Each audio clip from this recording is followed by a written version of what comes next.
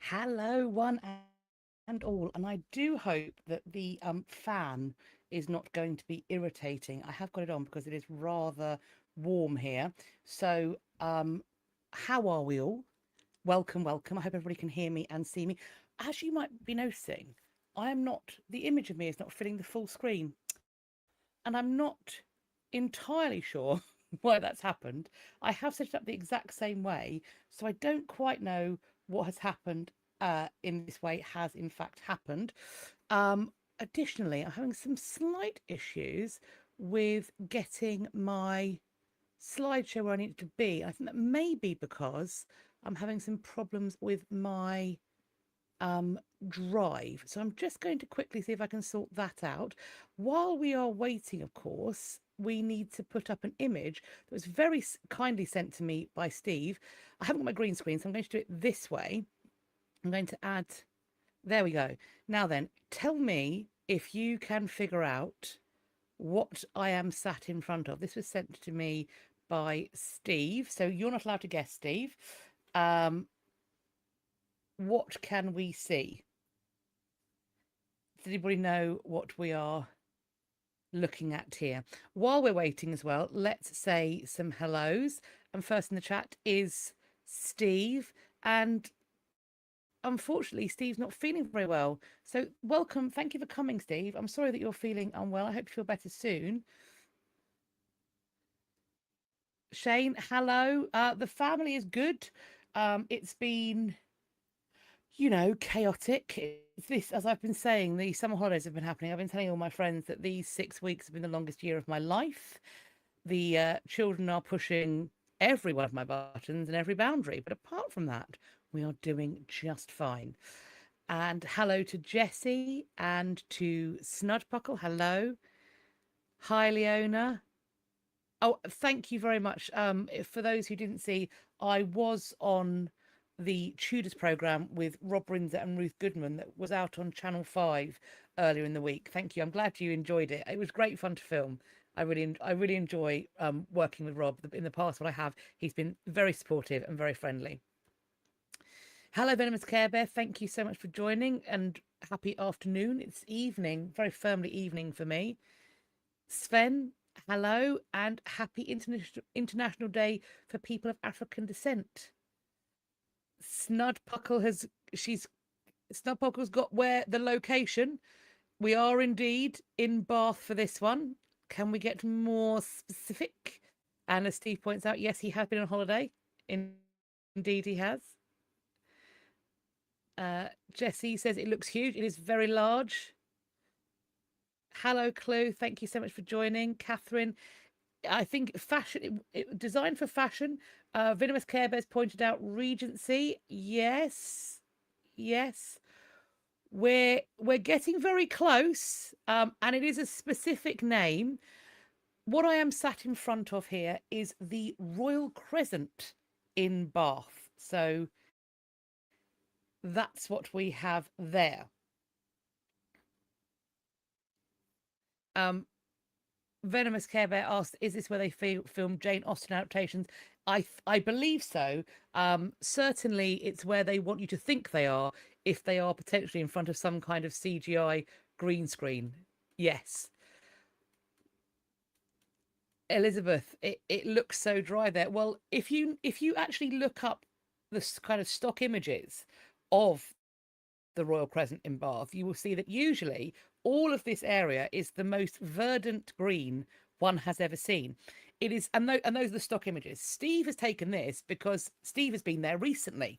And of course, I'm sure that anybody who knows a Brit knows that we have been banging on about the fact that it's been hotter than Satan's bumhole in the UK. And so that is what our grass looks like everywhere. Our parks look like that. There have been countless stately homes that have essentially uncovered archaeology simply because the grass has got so dry. So yes, this is a recent image. So hopefully there's been some rain this week. Hopefully things will start to look slightly more verdant and lush, and we'll have less risk of having wildfires, which was never a thing we used to have in this country, but we've had so little rain. It's actually been, and it's quite frightening to think about when the rain does fall, whether or not the ground will be able to absorb it or not. So fingers crossed it will be. So before we kick off, I want to say a massive thank you to all of you that are joining me live. And if you're watching on the playback, thank you as well for taking the time. As always, we have some updates. We have a repatriation news. It's really more of a decolonization story. We've got some new news. We've got some ding dongs, both people's behavior and also literal willies, and we have got quite a few events and exhibitions. As always, the articles will be listed and numbered in the description boxes, and they will correspond to the numbers that you're going to see on screen at the bottom of slides. Lots of people have been sending me articles, so I've got lots of people to thank. And also I have seen a few coming in yesterday and today. So if we haven't already covered the topic in today's session, then it will make its way into the end of next month's, yes, the end of next month, the September History News Live. So I think without, oh, Venomous points out that they've had catastrophic flooding near them. The country's been going through a 16-year drought. Got all the missing rain once this past month. That's the thing. It's really frightening, because particularly like if the ground is so dry it can't absorb it, the runoff, it just becomes unmanageable. It becomes dangerously unmanageable. Well, I hope Venomous, you are as safe and as comfortable as can be with all of the flooding around you. It's so frightening when nature, I suppose, kicks off like that and just reminds you of its magnificence and the fact that actually, as much as we think we're in control, we are not. Elizabeth, thank you so much for the jewels. It's very kind of you. These are new. These jewels are new. I'm very excited by them. Thank you so much. So without further ado, let us hop in, I think, to the thank yous, etc., etc. And while we are doing so, I know we like to have comments on stage. So I'm just going to set that up. We're going to have it, I believe we like it medium big and fairly wide, or tall, or regular. Actually, it looks like we normally have it like that. So I'm going to stick with that. And we're going to start with our thank you. So we're going to thank Jessie, Mr. Dr. Cat. We're going to thank Katie, Steve, Snudpuckle, Elverta, Beth, Katie, Joseph, Jenna, Shane, Maia and Yvonne. Thank you ever so much for taking the time to send me these articles. Now then, let us kick off with our update news. And we are returning to more things that have been found in Pompeii. Archaeologists say they have found traces of a 2,000-year-old love note still etched into the walls of Pompeii. They've used advanced imaging technology to reveal new pieces of graffiti. They have found 79 new pieces of graffiti on a wall in the theatre district of Pompeii. Before now, they have been too unclear for the human eye to make out, so they've used the imaging tech to sort that out. We learned that some 2,000 years ago, a woman named Erato walked the streets of ancient Pompeii's theatre district. When she reached a long passageway covered with graffiti, she decided to carve her own message into the wall. She wrote, "Erato loves," in English. We don't have the end of her message. Presumably it's been chipped off or lost in some way, lost to history, if you will. This love note is one of roughly 300 surviving inscriptions that has been etched into this wall.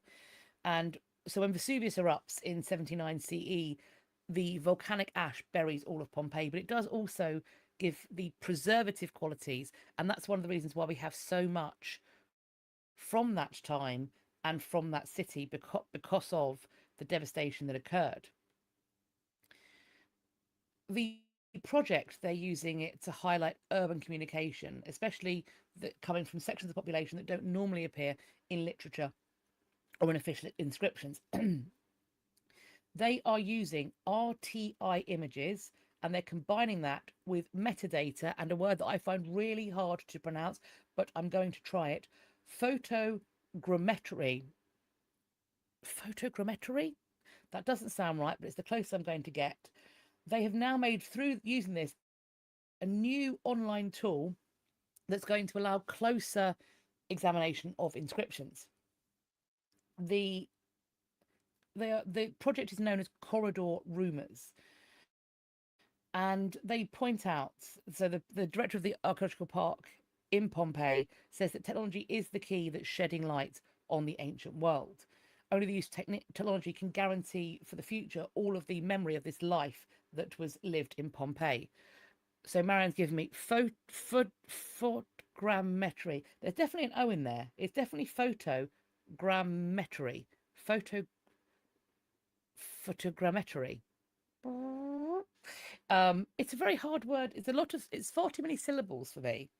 I feel like I'm developing a speech impediment in my middle. Photogrammetry.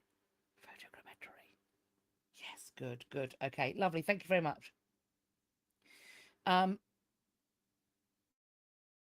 Previously known etchings on this wall have included, I'm in a hurry, take care, my Sava, make sure you love me. Another preserves the passions of an enslaved labourer named Mepe, who says that she loves Cresto in her heart, adding, may the Venus of Pompeii be favourable to both of them, and may they always live in harmony. Another newly identified piece of graffiti shows two gladiators, about 4 inches tall each, one holding a sword and shield leaning backwards, and the other is partially visible but seems to be wielding similar imagery. This movement, the twisting of the left gladiator's chest, seems unique and appears to be rather reminiscent of the experience of the spectator at the amphitheatre. So people are documenting the things they're seeing, the lives they're living. There's another image of gladiatorial combat which may depict a woman wearing a helmet and wielding a shield. Now, they do say that there are few female gladiators that are mentioned in ancient documents.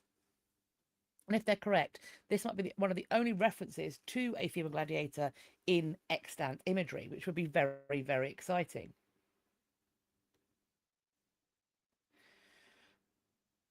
This is a 90-foot long passageway that once connected two theatres in Pompeii. So it's a place for chatting, passing through, maybe engaging in some clandestine trysts as you're leaving the theatre. All of the sorts of things that if you've, maybe I'm going to talk about my own misspent youth here, but if you spent time out in wherever your West End is, or your clubbing district, your Soho or some such, there are, of course, these little alleyways and byways that you may find yourself down with a partner that you have accosted for the evening. So all of these things, there's a sort of timelessness to it, I think, that's quite nice to see. And that's one of the things I love about historic graffiti. And there is some, obviously, there's great graffiti in the Tower. There's also phenomenal examples of graffiti at places like Dover Castle. You see them in homes as well, people carving and marking their place in the world, a reminder that they were there. And I do find graffiti really interesting. I don't love it when modern graffiti is made, obviously, but I do find old graffiti very interesting. Another update, Buyer Tapestry. I still haven't managed to get tickets. I keep checking when it's going to, the next round are going to launch. I think I've got a little while left to go yet.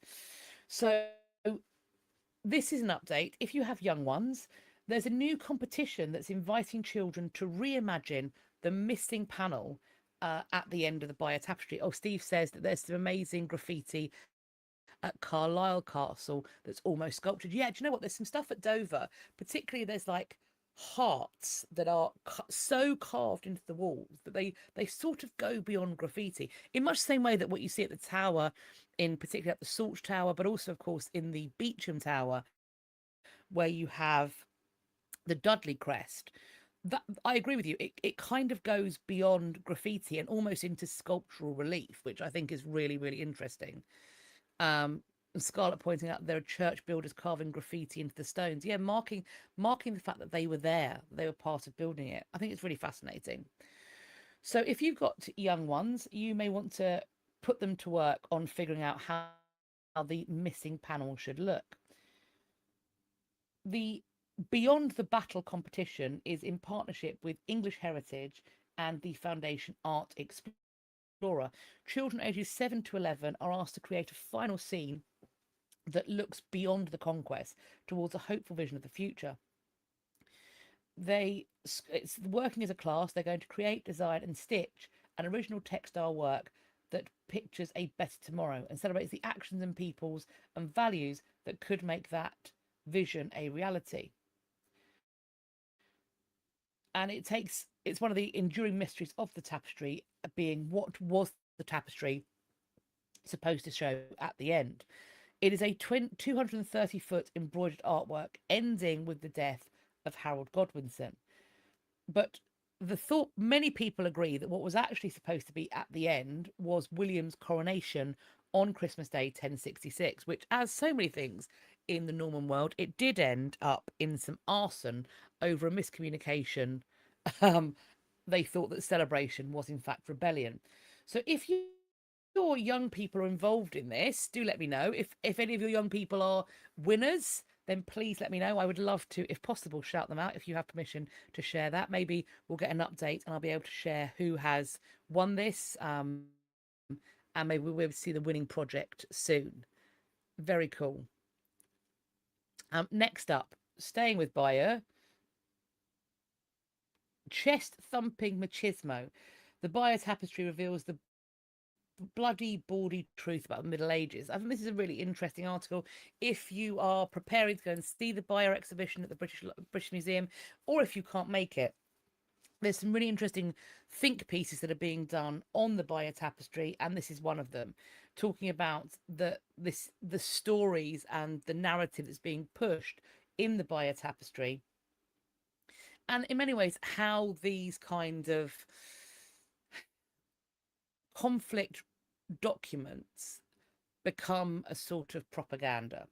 And I think it's very interesting. So if you would like more detail, then I recommend having a look at this article.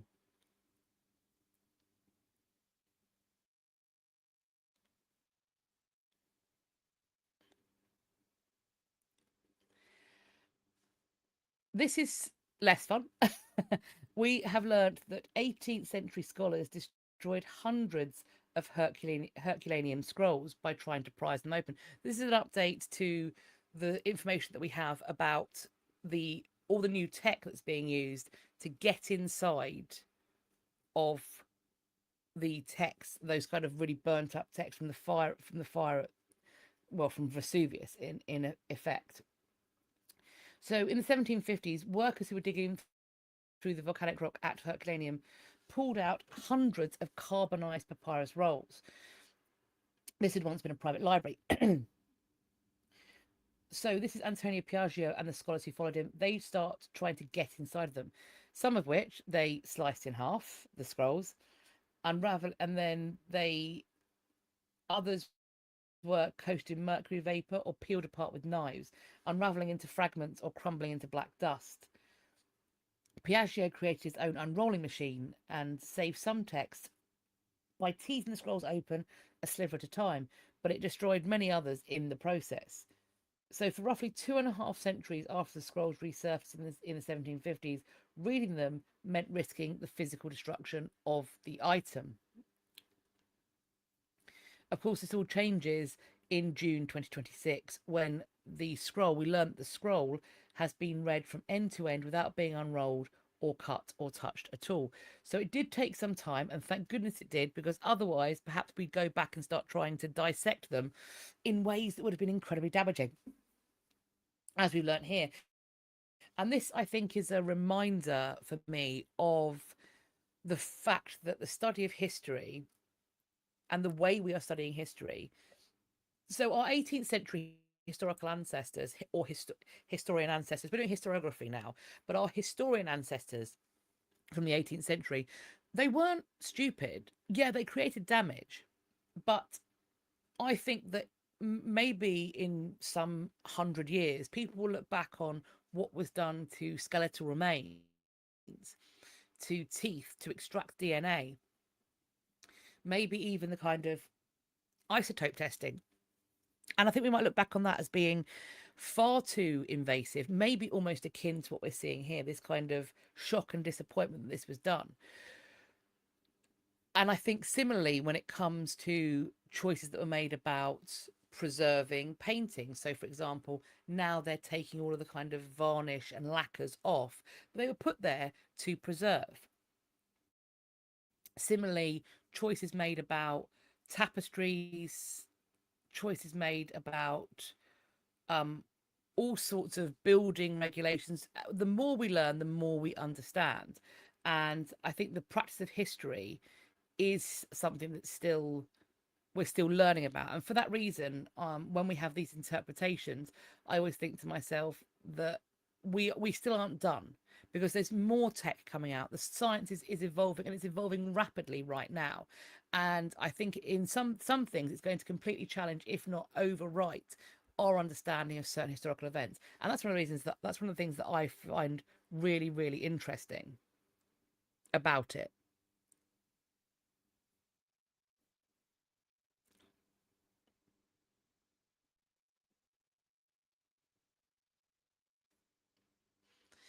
So here we have the decolonization news. This is not repatriation, but it is decolonization news. So I'm including it here.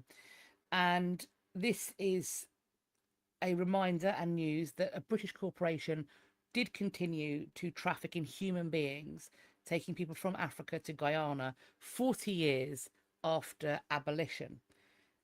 And we have the proof in a letter written in 1847 to Sandbach Tin and Company's Liverpool office, revealing that it was still engaging in the practice after receiving taxpayer funded compensation.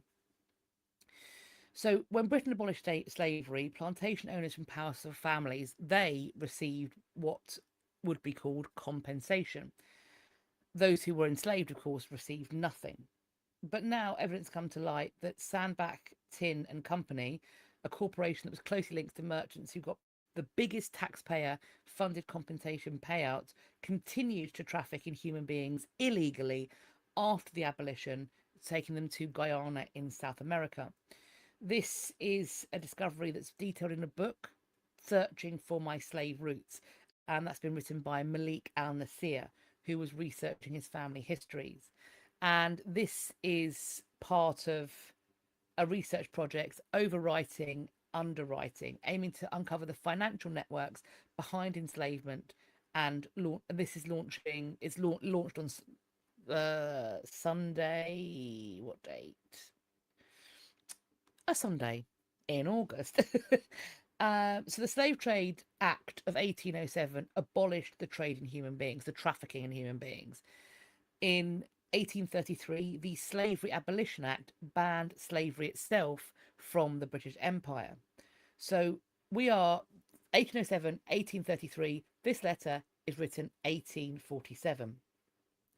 And this letter by Peter Miller Watson, who's managing the company's interest in Demerara, refers to a ship from the company's own fleet arriving with, and this is a quote, cargo of Negroes, including dozens of young children. The ship, we know is called the Parker, was carrying 115 adult males, 86 adult females, 82 under 14 years, and 41 under 4 years. The letter continues, quote, there have been only 3 casualties during the passage, 1 man and 2 children, which Captain R says may be attributed to the wretched state in which they had lived ashore. I don't believe that for a single second. So the author of the text, Malik, said, quote, slavery had been abolished. So how do we know people on the Parker weren't indentured or Africans liberated by the Royal Navy? Firstly, Watson refers to them specifically as cargo and not passengers. When liberated Africans were not regarded as cargo, it was enslaved people that were called cargo. Referring to the, quote, wretched state in which they had lived ashore, he's saying they were shipped from land and they were the architects of their own condition. If they had been previously enslaved, blame would have been on their former masters. They would not have been brought if they were sick. When Watson talks about casualties, he's attributing the deaths to as a loss of property, a process of deduction. We can see these people are being illegally trafficked from Africa.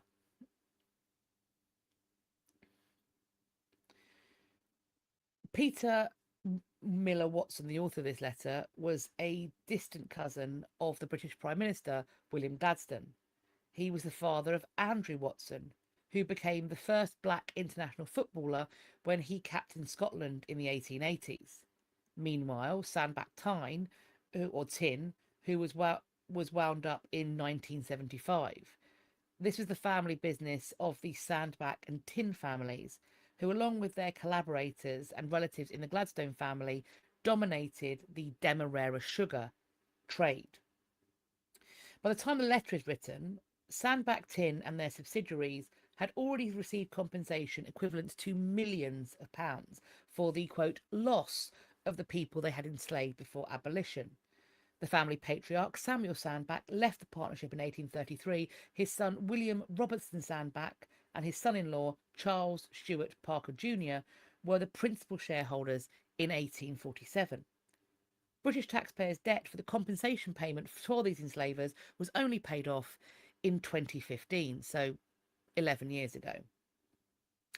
John Gladstone, the father of William Gladstone, who owned plantations in Guyana, Jamaica, he got the biggest single individual payout, while Sandbach Tin got the second largest on aggregate. Both were among the architects of the compensation scheme. I think none of this will be, sadly, none of this will be shocking or surprising. But it is a prescient and worthwhile reminder. And this is a very important book. So I'm looking forward to getting my hands on a copy and seeing what else is in there. But that's fascinating. That is our repatriation / decolonization news.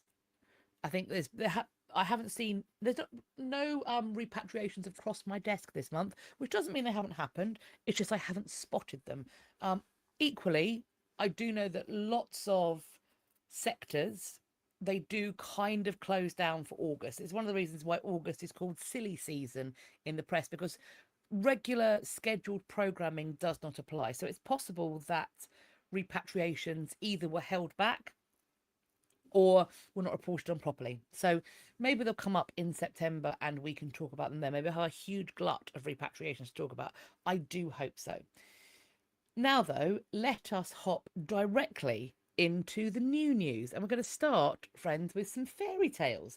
And the news that apparently some fairy tales may be 6,000 years old.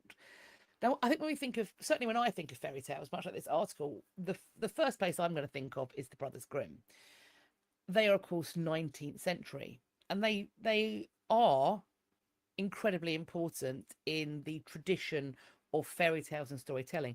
But many of the stories they're telling have passed through an oral tradition that predates them.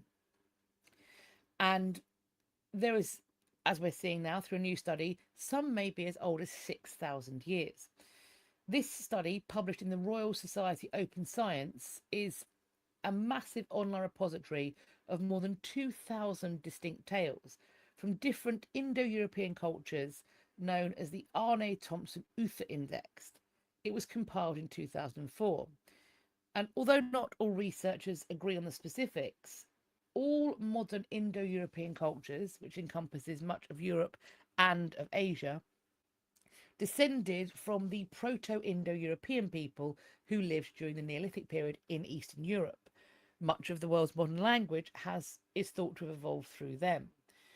Tracing these tales back through time is, of course, not easy. There are few historical records. Oral tradition is hard to get a grip of.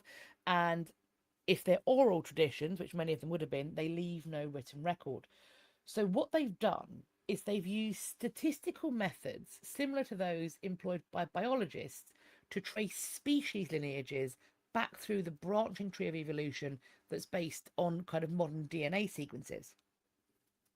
So the theory is Fairy tales are transmitted through language, and the shoots and branches of the Indo-European language tree are well defined. So scientists are able to trace the story back up the tree and thus back in time.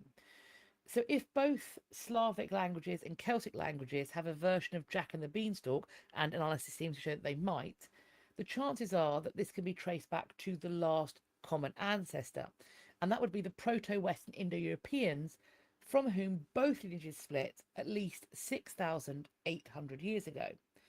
This approach mirrors how an evolutionary biologist might conclude that two species came from a common ancestor if their genes both contain the same mutation not found in other animals.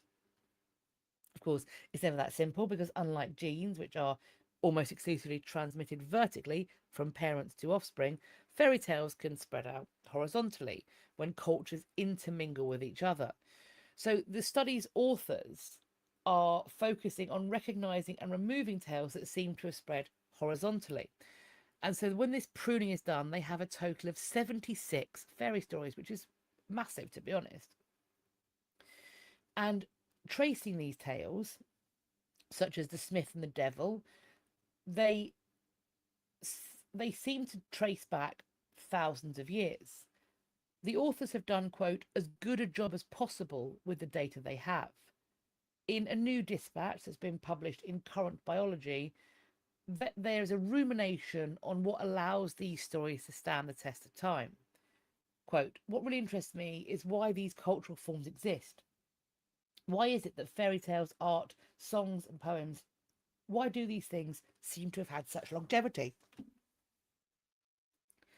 The suggestion is that successful fairy tales may persist because they're, quote, minimally counterintuitive narrative. So they all contain some cognitively dissonant elements like fantastic creatures or magic, but they are easy to comprehend. So Beauty and the Beast, you've got a man who's been magically transformed into a beast, a hideous creature, and it's a story about love, romance, and, you know, not judging a book by its cover. I mean, it's also perhaps a story about not necessarily the most appropriate or helpful for allowing young women to make safe relationship choices. The notion that if you just love him hard enough, the beast that wants to rip your throat out will suddenly and miraculously become the most dashing prince of all time is not, if I had daughters, it would not be a message that I would be passing on to them. In the same way, Little Mermaid, you must transform yourself completely, physically, and also silence yourself to get the boy of your dreams. Not ideal in my mind. However, I will say I am using Disney stories to pink pill my son. And one of my proudest moments is that he thinks that the film Aladdin is in fact called Jasmine, because to his mind, she's the star. Thank you. Thank you very much. And I agree with that message. So we were out today with one of my friends and he asked my son if he'd watched Aladdin. And I went, he doesn't call it that. He calls it Jasmine. And everybody's pretty happy about that. And I think it should be called Jasmine. In fact, I might rename it just in my own head as well. With that being said, the fantasy makes the tale stand out, but the ordinary elements make them easy to understand and to remember. They are, of course, going to be doing some more rigorous testing, and that is the next phase of the research. Venomous Careback, you are right. The Little Mermaid did want to go and explore the surface world before she ever saw Eric. However, to go and see him, she does end up with the Sea Witch, and it does take her voice. There are some challenging elements that I don't think you see quite so much in the newer Disney. I don't think, for example, that messaging isn't there in Moana. It's not there in Toy Story. It's not there in Frozen. And those are the films that my son does enjoy. We have had many an Elsa costume. That my eldest, he does love Elsa, although now he's a Toy Story boy. Toy Story and Cars, he's very keen on both of those. And he particularly likes Jessie from Toy Story, so we do frequently get him yee-hawing at the top of his lungs, which when you're driving can be somewhat distracting, and it also tends to startle his brother, who's like, why is he screaming again? Who can tell? Well, as we get more information, as the next phase of this study goes on, I will let you know.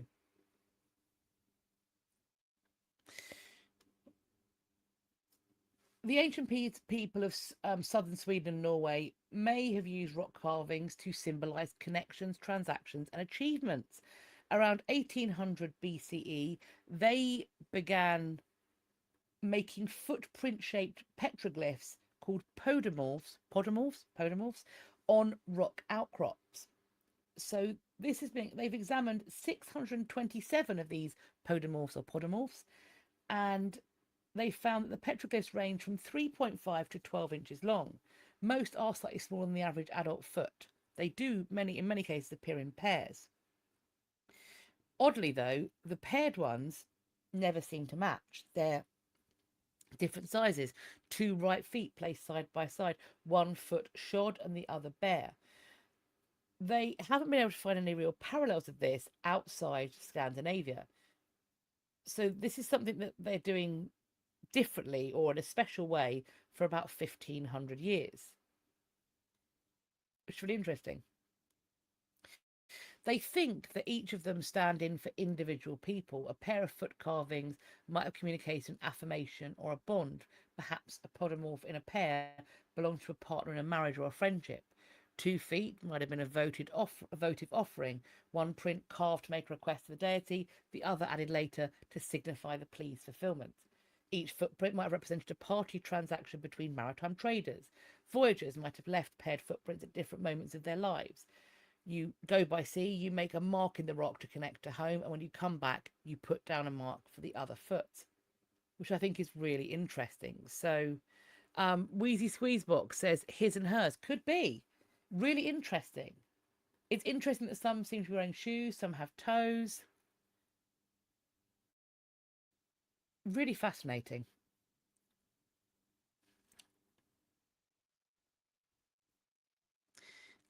We also have a new discovery that's putting women at the centre of early Bronze Age society. Experts have previously believed that bones that were found near Stonehenge belonged to a, quote, stout man. But now DNA analysis has helped to rewrite how they understand that key burial site. And it has shown that the 4,000-year-old skeleton was, in fact, a woman. This now places women, quote, front and centre in the understanding of early Bronze Age society. It's thought this woman was a metal worker and a shaman, someone who was connected to the spiritual world. Lisa Brown, who is the curator at the Wiltshire Museum, where Stout Man has been on display, explains that this shows for the first time that women were also craft workers in this period. She said, quote, "We now have a whole new understanding of this burial, rewriting their story, breaking the stereotypes, and putting women front and centre in our understanding of early Bronze Age society." The director of the museum, David Dawson, said the bones provided, quote, brand new information. For the first time, it tells us women were craftspeople making some of these amazing objects that were buried with people.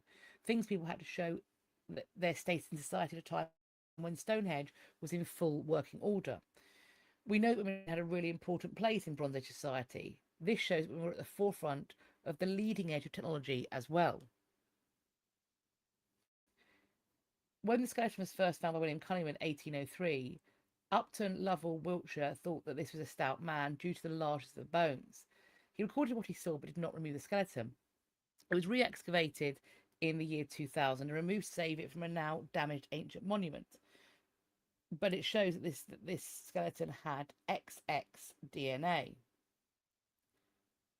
This is one of 1,000 ancient people the Institute is studying as part of a project. They're sequencing the genome from people who lived in Britain over the last 1,000 years. They think this woman did look large and robust. Likely it was a woman over 45 and postmenopausal. The hormonal changes after menopause mean that the female skeleton does not react to the same stresses in the same way as it did previously. So it does end up looking more robust and masculine. They think that she came from a large group of migrants to Britain, known as the Beaker people, due to the pots they made. They were also metal workers. She had arthritis in one of her wrists, which fits with her doing manual labour like metalworking. She was buried with ochre bowls and a touchstone. This suggests that she's working with metal. Ochre powder was used for polishing, while touchstones test for the purity of gold. She was buried with a necklace with decorative bone pieces, including very long ones that were shaped with points, mainly sheep's bones, apart from the two longer ones that were red deer. The bizarre thing about it is that they all come back right from the right leg of the animal. Now they have updated the description of the burial on their website, saying that, quote, 200 years of assumption has now been overturned. The display is going to be changed as well. This metalworker story is now part of a wider exhibition at the Francis Crick Institute called We Go Way Back.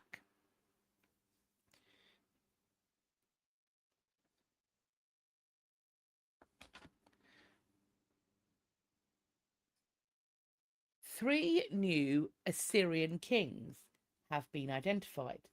This is a statement released by Yale University. Scholars have recently identified three previously unknown and forgotten Assyrian kings. They relying on a preserved document known as the Assyrian King List, or the AKL, which was compiled by ancient scribes over centuries. This is what they have been relying on, but now two researchers from Yale have revealed that it's not as complete as once thought. Quote, no one expected there would be any room for any new or unknown rulers during this time. However, seemingly they have. They've reanalyzed inscriptions and cuneiform tablets. They found three additional monarchs. Asa Erbiltil, who reigned from 913 to 912, so just a year. Tilgith Pileser reigned 763 to 762, so again a year. And Shalmensa, 747 to 745, so a couple of years. Perhaps why those short reigns, why they aren't making there. They also ruled during crisis periods of plague, rebellion, and even a ominous solar eclipse. And so potentially that is why their existence was deliberately erased by their successors. If you go to this article, you will see links that you can read the original article and also learn more about the excavations as well. So do check that out. Mary and Rosie would happily drink a coffee called Stout Woman. I mean, fair. Yeah. Excellent.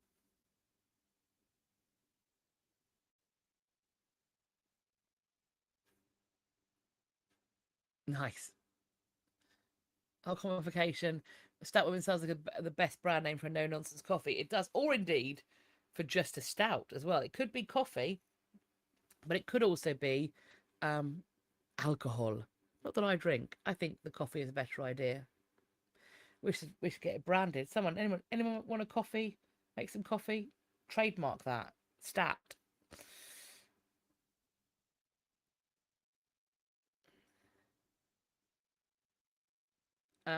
Sven, seems like a lot of female remains got mislabeled by early modern people.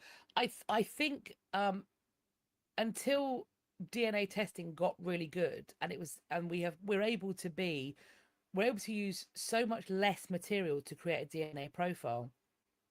Our testing got so much better, and that's only a fairly recent thing.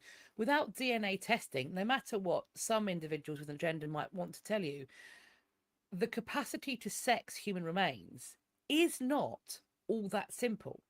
And we might hear terms about kind of the forehead bossing or jawlines or pubic symphysis, but there are plenty of people who are XY who had a more, in quotes, feminine pubic symphysis or pubic area. Similarly, there are plenty of XX people that will have frontal bossing. So that just sort of goes to show that sex characteristics based upon genetic makeup or chromosomal makeup, they aren't quite as written into the bone as people may want to expect. There are, as we know, very tall women. There are plenty of very tall women in the world. I'm looking at the WNBA. They are very tall women. There are also very short men.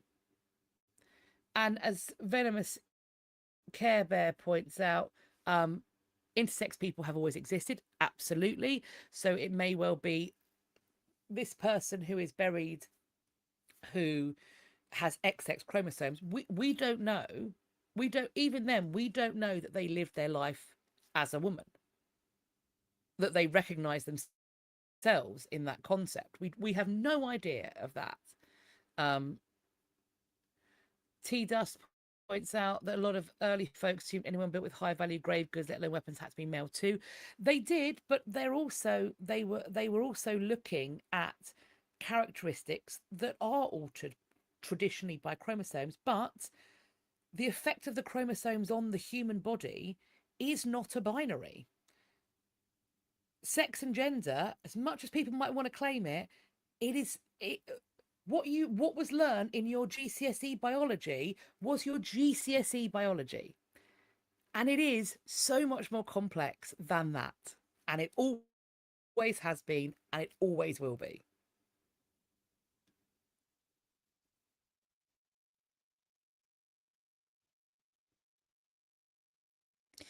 And Tida points to Native American two-spirit people. This is the thing as well. So for a start, when we look at human remains, and even when we do the chromosomal testing and we come back with someone being XX or XY, or maybe XXY, or whatever it may be, as I said, we don't know how they viewed themselves, how they believed themselves to be, and how that related to the way they presented to their world and their community. We have no idea of those things. And I do think that's an interesting point to play. And all of these, because this has been happening more and more, that human remains have been, shall we say, re-identified, resexed, if that's a word we want to use. All of this sort of points out that it isn't quite as simple as just looking at the pelvis, looking at the pubic symphysis, looking at the frontal bossing, looking at the size of the hands, looking at the jobs they're doing, the grave goods they're buried with, because societies operate and respond to sex versus gender in wildly different ways. It's not been a continuum. You know, the men of early modern France, they're all wearing high heels. They were wearing high heels. But high heels are now traditionally seen as being a female or a woman's item of clothing. I mean, not me. I don't wear high heels anymore. I've given up on that. But, you know, whether it's trousers or skirts or long hair or short hair, all of these things, the fashions change as to who gets to wear what. And so I do find it quite fascinating that these shifts are happening. Mysterious shapes hidden beneath the Amazon canopy reveal sprawling ancient civilization much bigger than researchers expected. Jessie asked, didn't most heels start out like cowboy boots, a way to keep feet in the stirrups? A lot of stirrups, so particularly like war stirrups, would have had like almost like a toe bar. I don't know what comes first, whether a slight heel is there to keep your foot in the stirrup, like a riding boot, or actually whether the heel is there to elongate the leg for dancing, whether they're a dancing shoe. And of course, then that explains why men are wearing them, because you're seeing men's legs for the majority of history, whereas women's legs are under their skirts.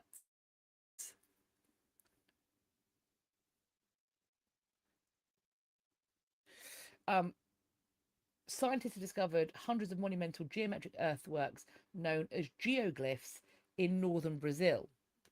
And these are from the Aquiary civilization. They believe now that millions of people may have inhabited the southwestern Amazon rainforest roughly 2,000 years ago, part of an ancient civilization that archaeologists now suspect was much larger than previously thought. This civilization likely peaked between 100 and 300 CE. During that time, scientists estimate that between 1.25 million to 3 million people inhabited more than 70,600 square miles. I'm going to be so for real with you. 70,600 square miles sounds really big,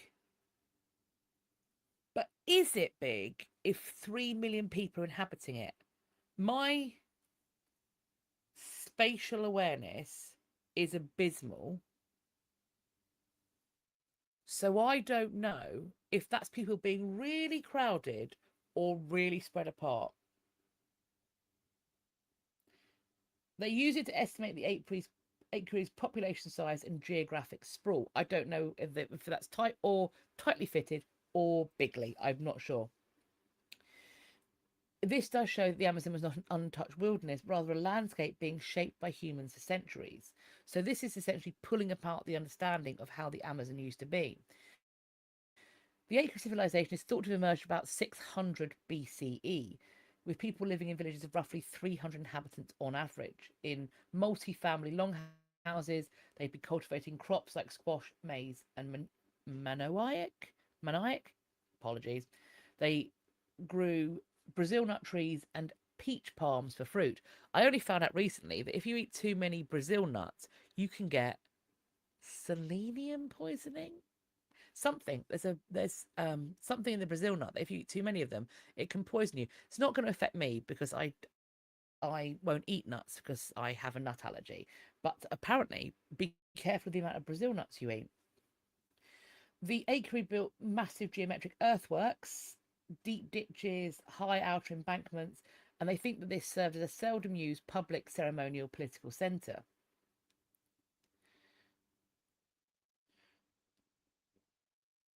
We're told, quote, the idea of pre-Columbian urbanism in southern Amazonia has gained momentum over the past 2 decades. What we know now is that what is going on around the detectable earthworks, such as occupational sites, to support a high estimated population.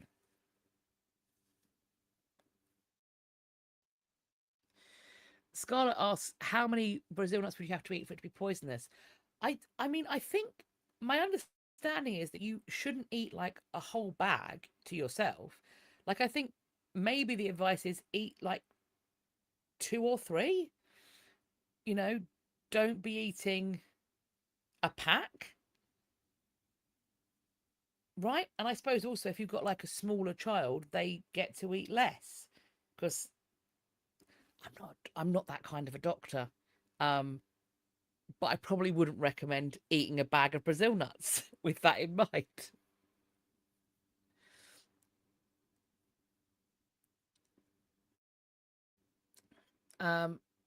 Sven says, I'm guessing high heel shows women is a Victorian thing. No, because we have fashions change as well. So, for example, there are some incredible, almost platform stilts, basically chopins, and there's also patterns as well.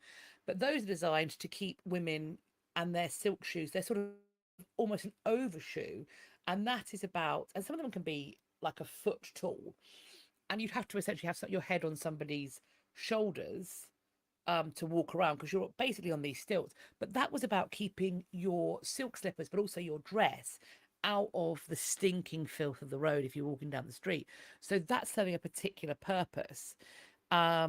There are definitely women are wearing heels in the Baroque period because I've done costume interpretation. And when I tell you a Baroque heel is without a shadow of a doubt one of the most offensively uncomfortable shoes I've ever worn because it's a sort of pointed toe with a buckle and the heel doesn't sit under your heel. So if this is where your heel would be, the heel of the shoe, so you've got the shoe that comes round and the heel's like down here.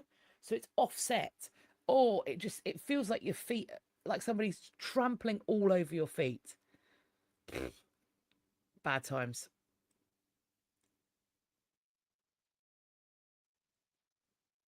Thank you for the jewels. Very kind of you. Thank you so much.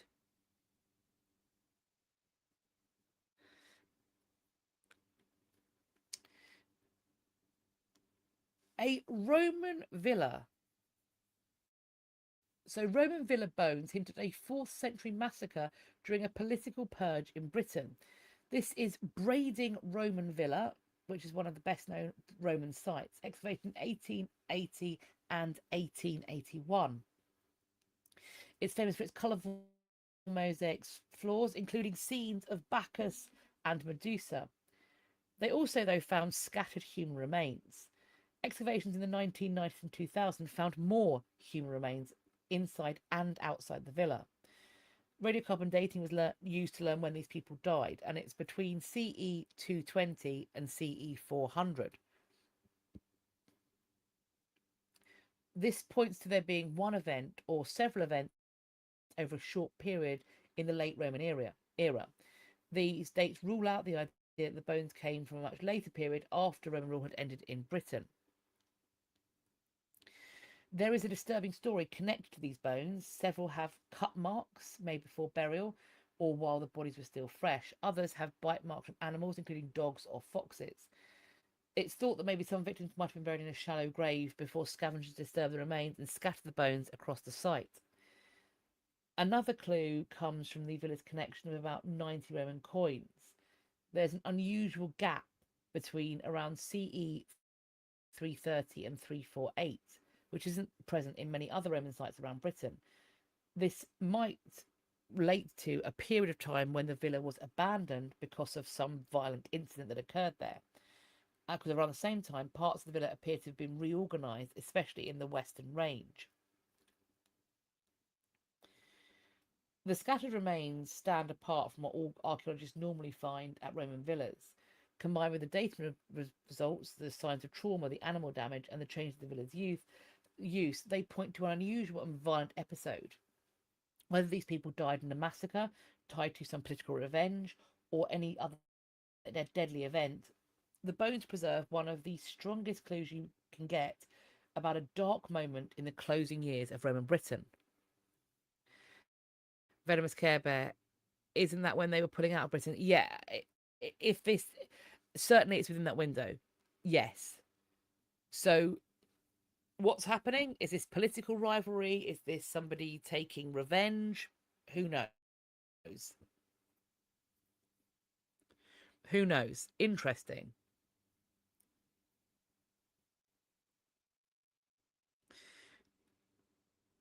T. Dust has got a quote for us. The infamous 4th century political purge in Roman Britain took place between 353 and 354 AD. It was orchestrated by Emperor Constantius II and executed by his chief imperial notary, an investigator named Paulus, who earned the terrifying nickname Catena, the Chain. That's not good, is it? So, I mean, they think this is 330 to 348.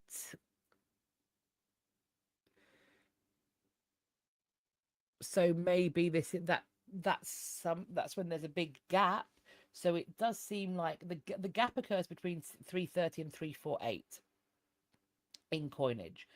So that's perhaps slightly earlier, but clearly some stuff is going on.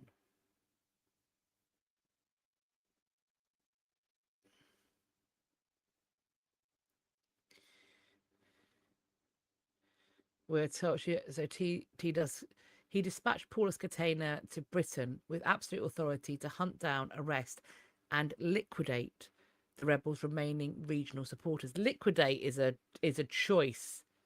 Yeah, Scarlet.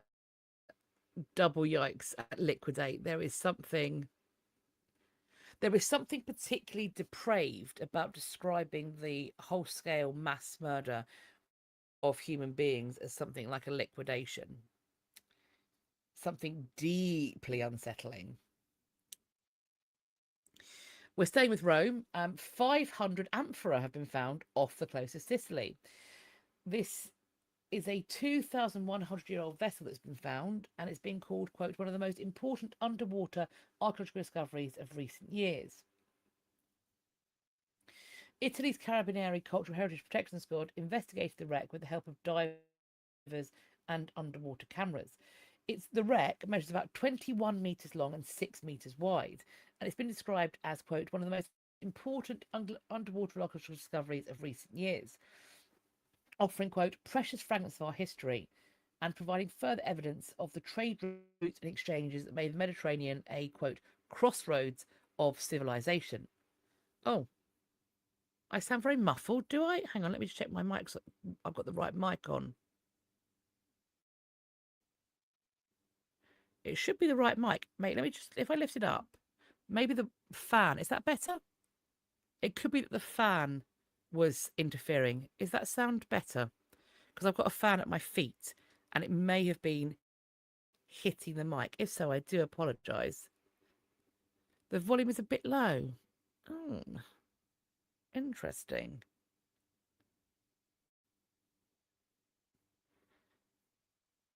I mean, the mic is very close to my face.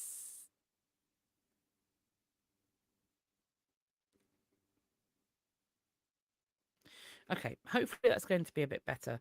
It may be that the fan is slightly affecting it, but I will melt into a puddle if I don't have the fan. So hopefully we will best now. Okay, I'll keep it up higher. Most of the ship's cargo consisted of Dressel 1A amphora, widely used to transport wine and particularly valuable to archaeologists because they can help reconstruct the commercial networks that linked Italy with other parts of the Mediterranean between the 2nd and 1st centuries BCE. Over the next few months, there's going to be a new phase of scientific documentation and research at the site. They are looking to establish the date of the wreck, its origin, and intended destination, the condition of the surviving material, while also drawing up measures to protect what officials have described as a site of exceptional archaeological significance. So, as and when we get more information about that, I will let you know.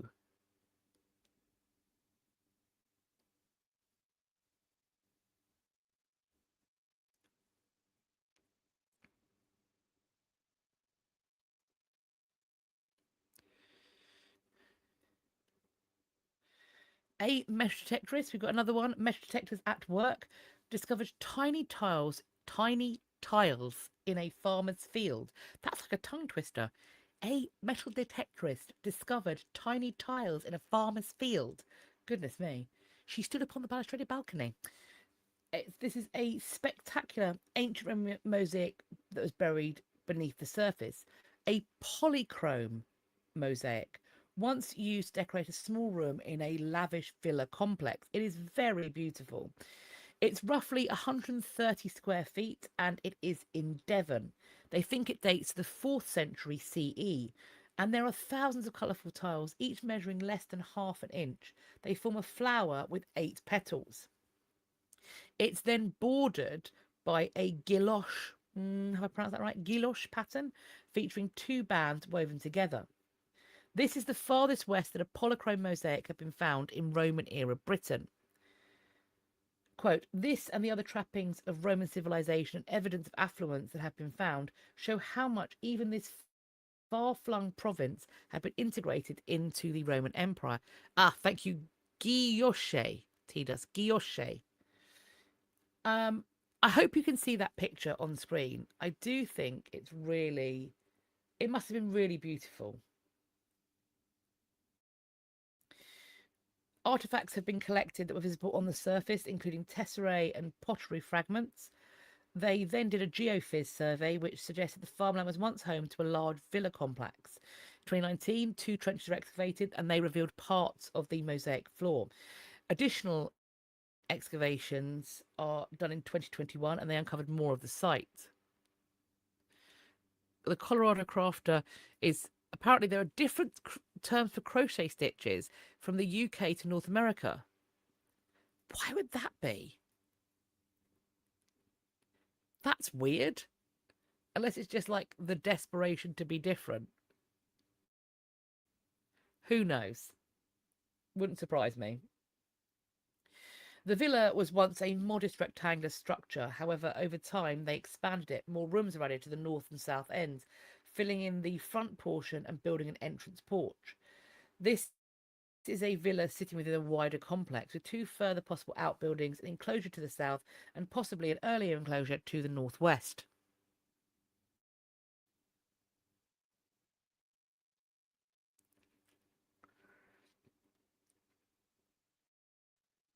The mosaic decorated a small space. They think perhaps it was a dining room. Artifacts removed from the site include the mosaic, which will go to the Tiverton Museum of Mid-Devon Life, and it's going to go on display there. They point out, quote, in Devon, we're very much on the edge of the Roman Empire, and Roman villas here are really rare. It's even rarer to have one with a mosaic. This would have been a really high-status family home.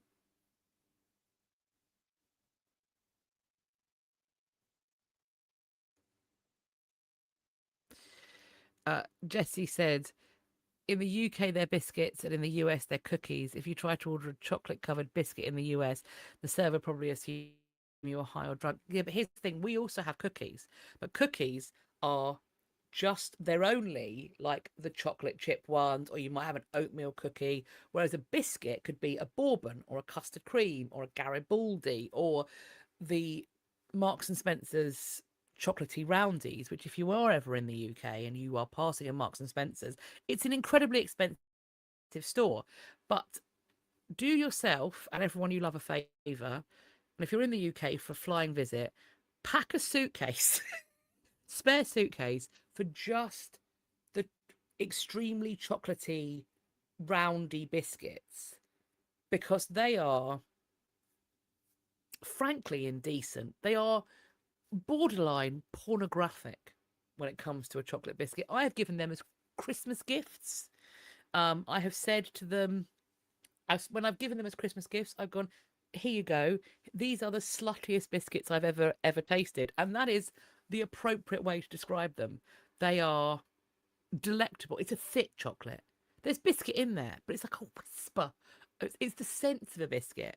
It is all about chocolate. All about it, and it's good chocolate as well. So the other chocolate biscuits are available, but they are a special delight. The Colorado Craft is talking about digestives. We of course have regular digestives, but also chocolate digestives, and elite biscuit as well. A chocolate covered hobnob, can't go wrong with a hobnob. It's a good time. I enjoy, they have a Milka roundy. They're foil wrapped. If you know you're on something good when your biscuit is individual foil wrapped. Now then, are we going to call a Jaffa cake a biscuit? Probably not, but it's a good choice. A Tunnock's tea cake has biscuit involved. Is it a biscuit? No, it's a tea cake, but it's delightful. Digestive science that you eat to help with digestion. That's probably how they were sold when they were first made 150 odd years ago or whatever it was. But now they have been dipped in sweet milk chocolate. But you can have them with cheese if you like, the non-chocolate ones, because there's chocolate ones and non-chocolate ones. I wouldn't recommend spreading your goat's cheese on a chocolate digestive unless that floats your boat. Do what you want. Colleen, ma'am, I'm hungry, not helping. Me too, actually. I've had my dinner. I had sausage and mash. It was delightful. But now I want a Tunnock's tea cake. I also want some Marks and Spencer's chocolate roundy biscuits. Oh, God damn. They're illegal.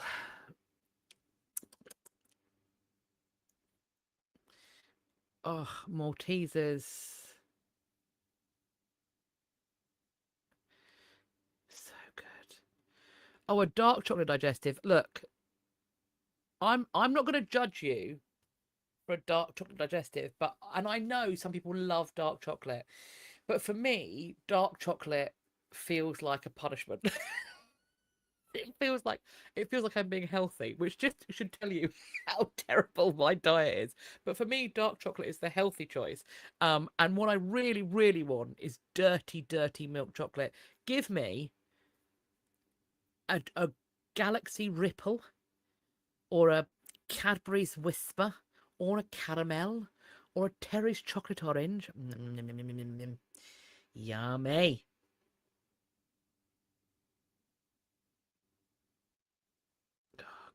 So good. I know there are people who do prefer dark chocolate. I am not that person because I have the palate of a toddler.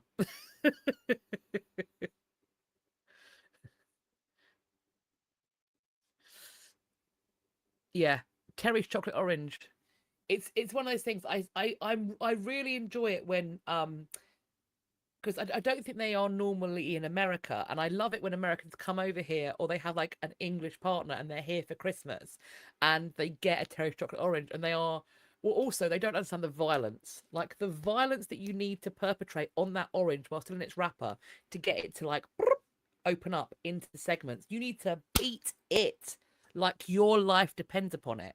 Beat that orange so that when you open up the metal, the core is available for nibble nibble, but also the orange itself splays majestically. Delicious. Delicious. Next up, look at this, will you? For a second. A Hadrian's Wall keepsake. It is phenomenal. So beautiful. Oh, venomous. Chocolate from Chile. Ooh. I love Lindt chocolate. That is good. I've had Hershey's chocolate once. I'm gonna look. I'm sorry to everybody who eats American chocolate, but why is it like why does it have the texture of sand? Why is that? It doesn't taste like the chocolate we have here. Yeah.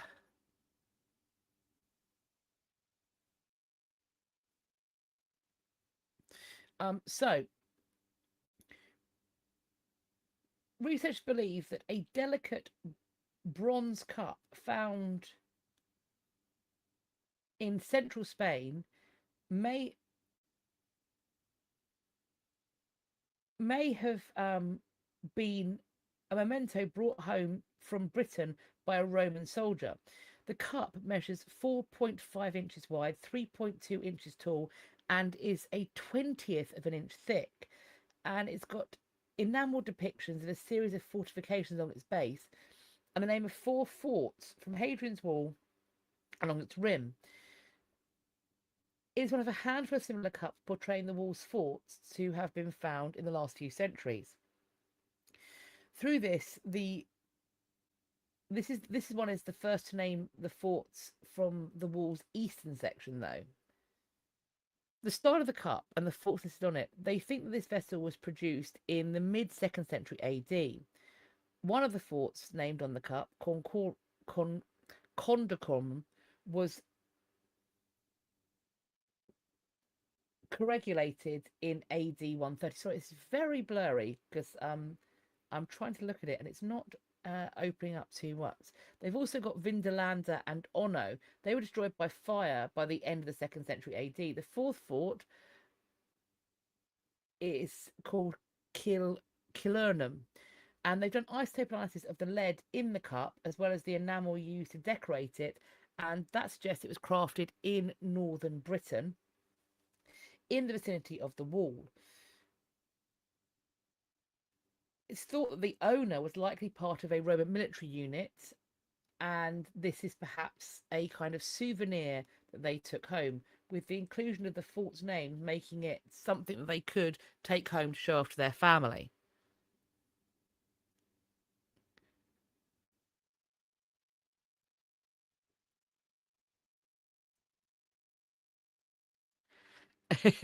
Is this an ancient version of those location themed Starbucks mugs? I mean, maybe, maybe.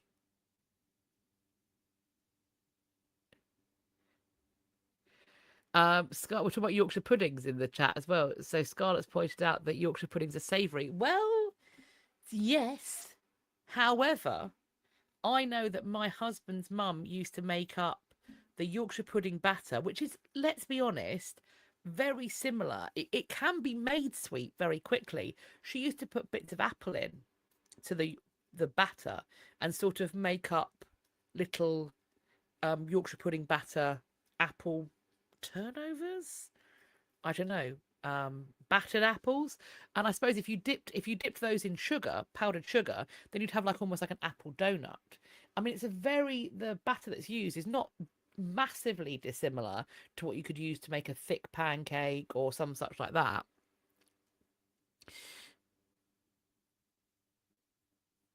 Colleen, it's a great find. I imagine the cup looked amazing today. I agree. It must have been a real sort of what a conversation piece it would have been. Jin is obsessed with Galaxy minstrels. Yes.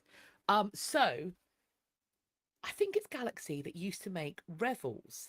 And for ages I couldn't eat Revels because they included a chocolate covered peanut in their chocolates.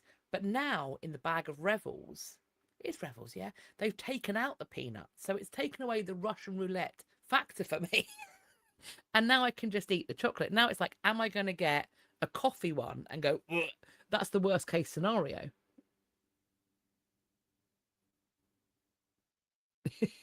T does. Visited the forts, got this neat cup. Love it.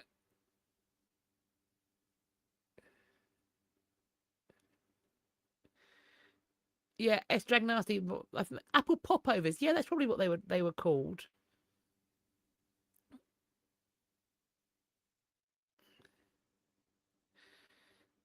Miriam Rosie, some people eat Yorkshire pudding with golden syrup. Yeah, I mean, I suppose traditionally they can be made either sweet or savoury, just like a crepe or a pancake can be. Venomous is also a nut allergy sufferer. It sucks. It really sucks. Next up, so there's the things I've sort of busied out is human remains. Construction in Austria has revealed a Roman era mass grave beneath a soccer field, and new research on the remains found there suggests that enemies targeted each other's, in quotes, sensitive areas. No written records mention a fight in this specific part of Vienna at the time of these men's death, but the brutal nature of their injury, particularly the pelvis area, indicates that these individuals died on the battlefield. This mass grave dates to the late 1st or early 2nd century CE, so it's during the Roman period in this city. And they think they have found the remains of around 150 young men, many of whom died violent deaths. They've looked at the damage inflicted in the men's final moments with arrows, swords, and other weapons. And at least 48 of the skeletons showed signs of physical trauma, with the vast majority of the injuries being sustained at around the time of death. Trauma to the pelvic area was the most common type of injury to be observed by the team looking at it. Sharp force wounds, meanwhile, were concentrated to the skulls of the remains that have been found. There's an individual where a lance head was still in the pelvis when they were excavated. The people who caused these injuries were aiming for the sensitive areas. Eesh. The sheer number and diverse nature of the men's illness rules out the possibility of executions, such as a punishment for military cowardice. Instead, everything points to the catastrophic end of a military operation. The finds they've got, they found iron daggers, scale armor, and a piece of a helmet. Could the men buried in the mass graves be casualties from some kind of a clash? Well, they don't know that, but they think that the individuals might have been Roman military personnel, but they might not all have been Romans. There's a chance that it's a commingled grave, Romans with another Germanic tribe. Within the context of Roman acts of war, there are no comparable finds of fighters. There are huge battlefields in Germany where weapons are found, but finding the dead, that's unique for the entirety of human history, of Roman history. I think it's interesting that the pelvis would be targeted because obviously, like, there is the identifiable masculinity of what is in that area, but unless you are hitting the femoral with all, like, not trying to be gross, but like, unless you're hitting the femoral artery, which I don't know how easy that would be to hit within the kind of what I know of about Roman armor. Um, if you hit the femoral artery, my understanding is a person bleeds out fairly quickly. However, that's not to say that they wouldn't be able to attack you. If you want somebody to be finished, I mean, you go for the head, you go for the operating system. So I do wonder if this is a kind of later humiliation. Like, is this what is done to people once they're already on the ground? Because I think aiming directly at the groin, it doesn't have the lethality for me. I don't know.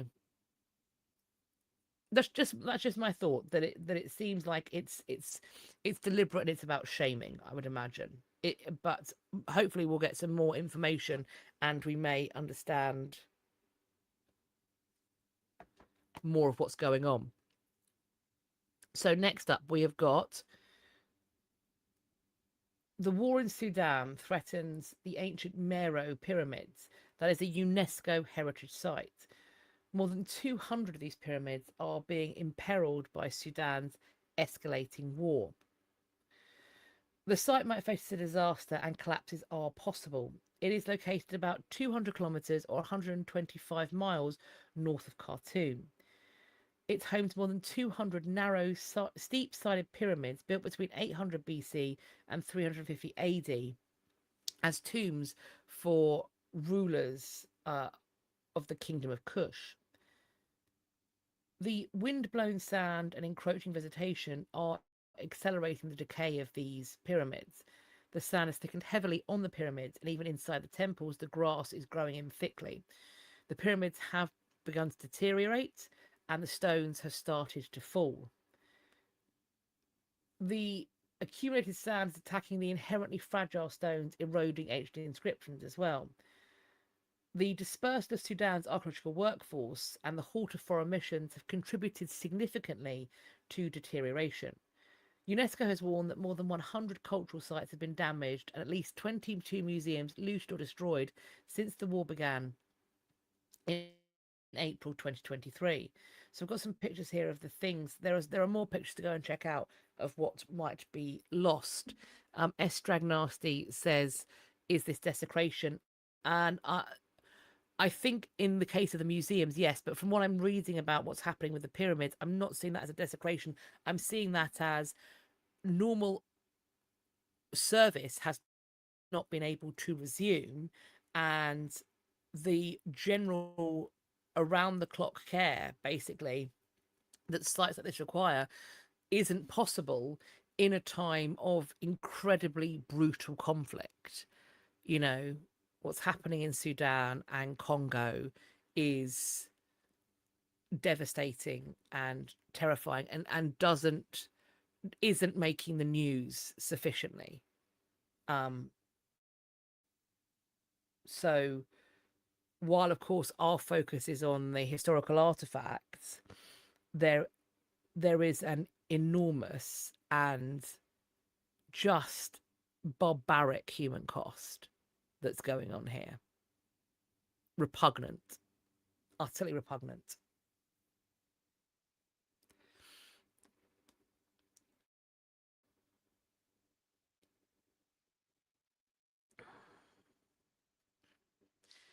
Hi, Ella. Thank you. I'm so glad you managed to catch it live too. Thank you very much for joining in.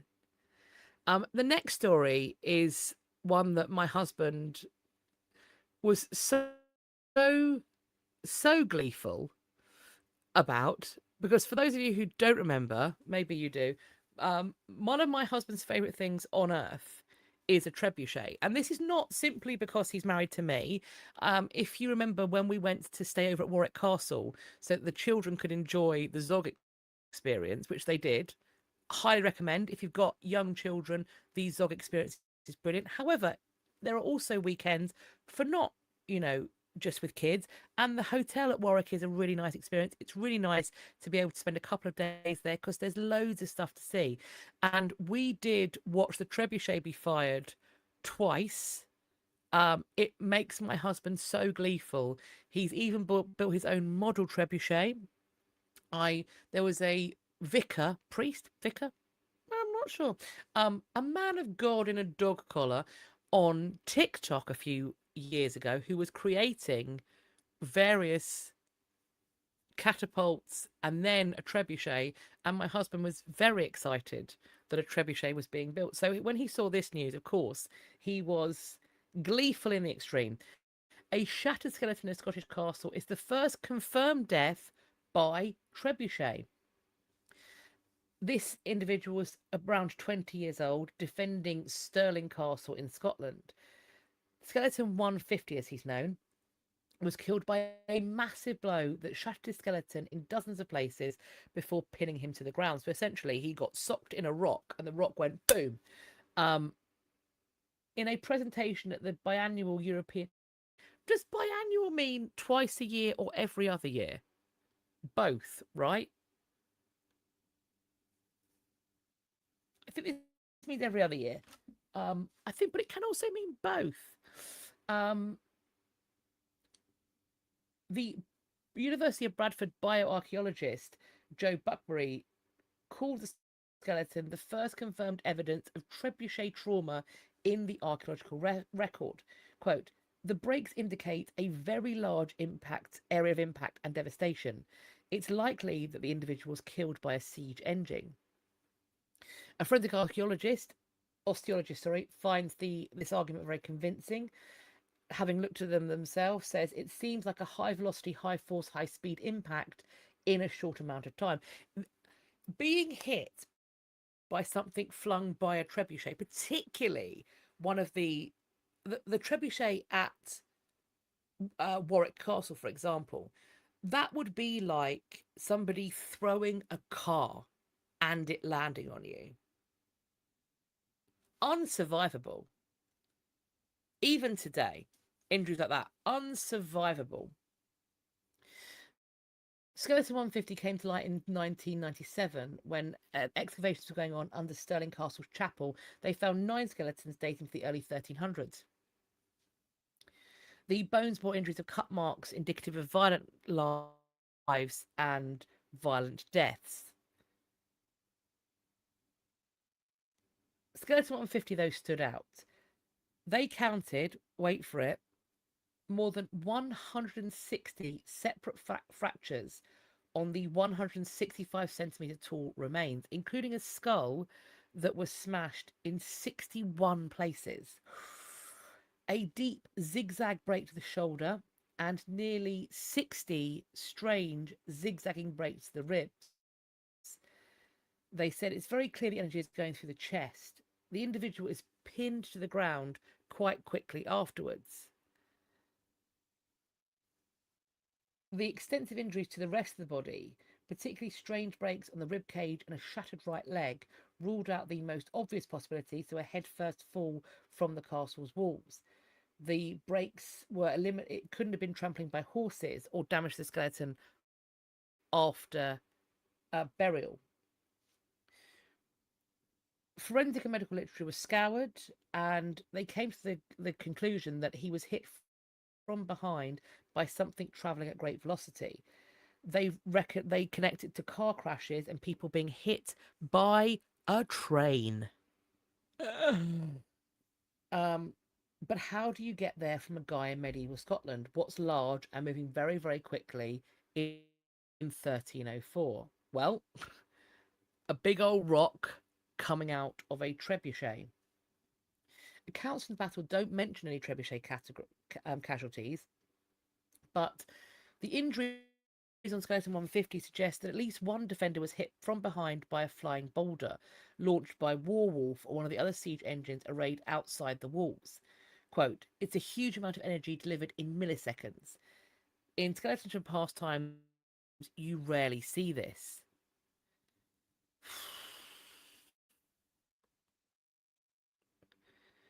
I think the only blessed relief of this, frankly, horrendous story is that I imagine, as Venomous says, he didn't see it coming. But also, I would imagine that he would, the second the rock hits, he would have been unconscious. And so I think likely he would have almost been dead before he hit the ground. So he's not trapped under it. So with that level of injury, he's basically squashed flat instantaneously. So hopefully he didn't suffer either. Yeah, T dust. It had to be. It had to have been. It had to. That's a blessed relief. It had to have been a quick death. But my goodness, how horrendous! What a horrendous thing to have happen. And I mean, I just think about the people who were stood alongside it, who saw it happen. Like that must be traumatizing. I mean, and granted, like I think being in a battle zone is. So my husband just said, how's that for timing? The children are asleep, and the first thing I hear you say is trebuchet. I have summoned him. I have summoned him into the video. I just imagine watching that happen to your mate or to your brother, someone you've grown up with. Just horrific.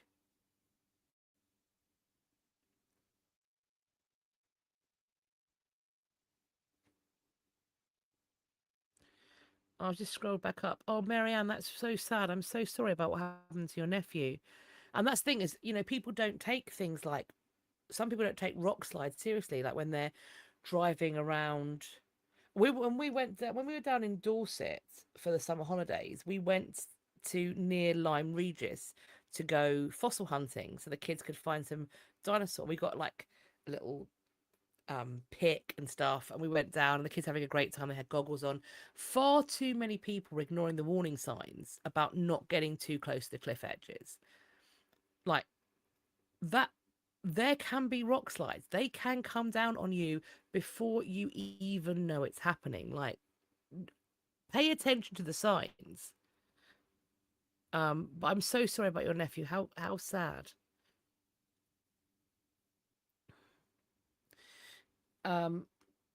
Hidden manuscripts reveal medieval reading habits, we learn. 17 fragments of medieval manuscripts have been hidden in plain sight for centuries and found in Guernsey.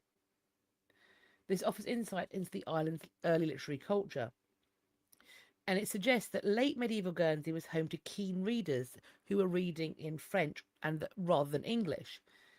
They see striking examples of recycling, so fragments are being repurposed as covers for notebooks, bindings, allowing them to be preserved.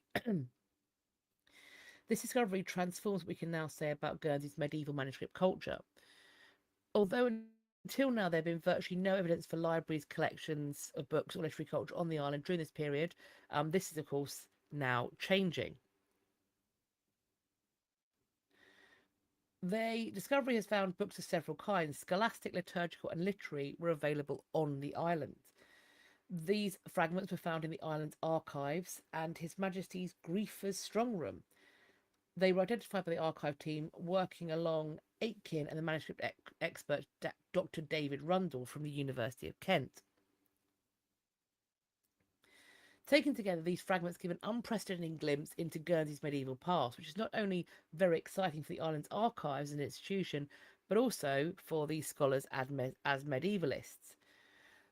Many of the fragments were in Latin, but six were in French, with most popular works that survive in several copies across England and France. One comes from the dramatic poem The Story of Griselda, a secular play thought to have been written in around 1395. The versions of the Griselda story were popular across late medieval Europe, but the version found in the Guernsey fragment was said to be by the team to be exceptionally rare. The reuse of fragments as book covers is nothing new, we're told. Quote, what was once a practical act of reusing old parchment has, centuries later, preserved pieces of Guernsey's history that otherwise would have been lost.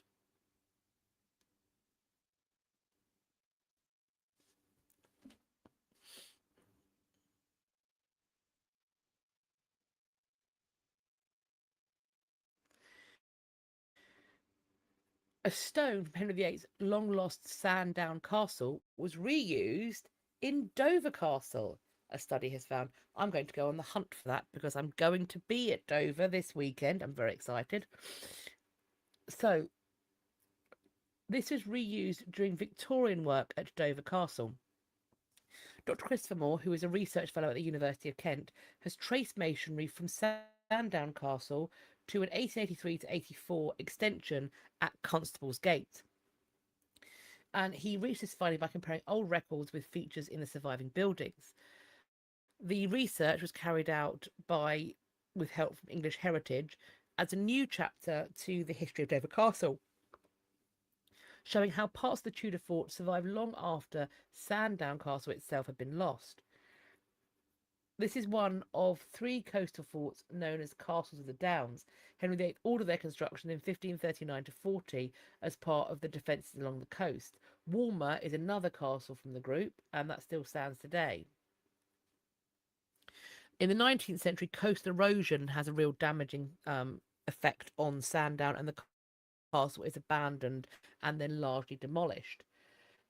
Though an 1883 report, the record of that shows that materials from Sandown Castle were sent to Dover to work on an extension at Constable's Gate. This was built between 1883 and 1884 to provide quarters for the commanding officer at Dover Castle. This adwaits the idea that masonry from the Tudor fort was built into the Victorian structure. This is part of a wider pattern that's been found across East Kent. So stone from Sandown Castle has turned up in other sites. So the Estuary Union Chapel, Walmer Castle, and the second pier abutment at Deal. This also raises broader points about how old buildings changed over time. When a castle falls into disuse, its building materials become a useful resource. If you don't have a notion of kind of a grade 1 listed building, you're going to take bricks and move it where you need it to be. The masonry at Constable's Gate offers a direct link between 2 different periods. Sandown Castle, built under Henry VIII, and the Dover Castle extension happening more than 3 centuries later. The stone, therefore, is part of a story of a fortress that's no longer standing. If you go to Constable's Gate at Dover, you might be looking at masonry first placed at Sandown in the Tudor period. Sandown was lost to the sea and to later demolition, but its building stones followed a different path. And so now we can see that they are scattered in many ways across East Kent.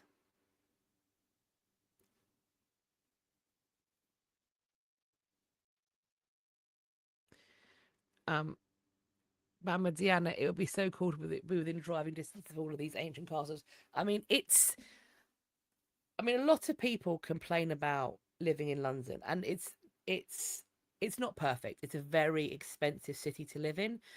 The house that we were able to afford to buy is smaller than is miles smaller than what we could have afforded if we lived outside of London. But the immense privilege of knowing that I can take my sons out of my front door and within half an hour they can be at some of the most incredible historical sites is such a thrill.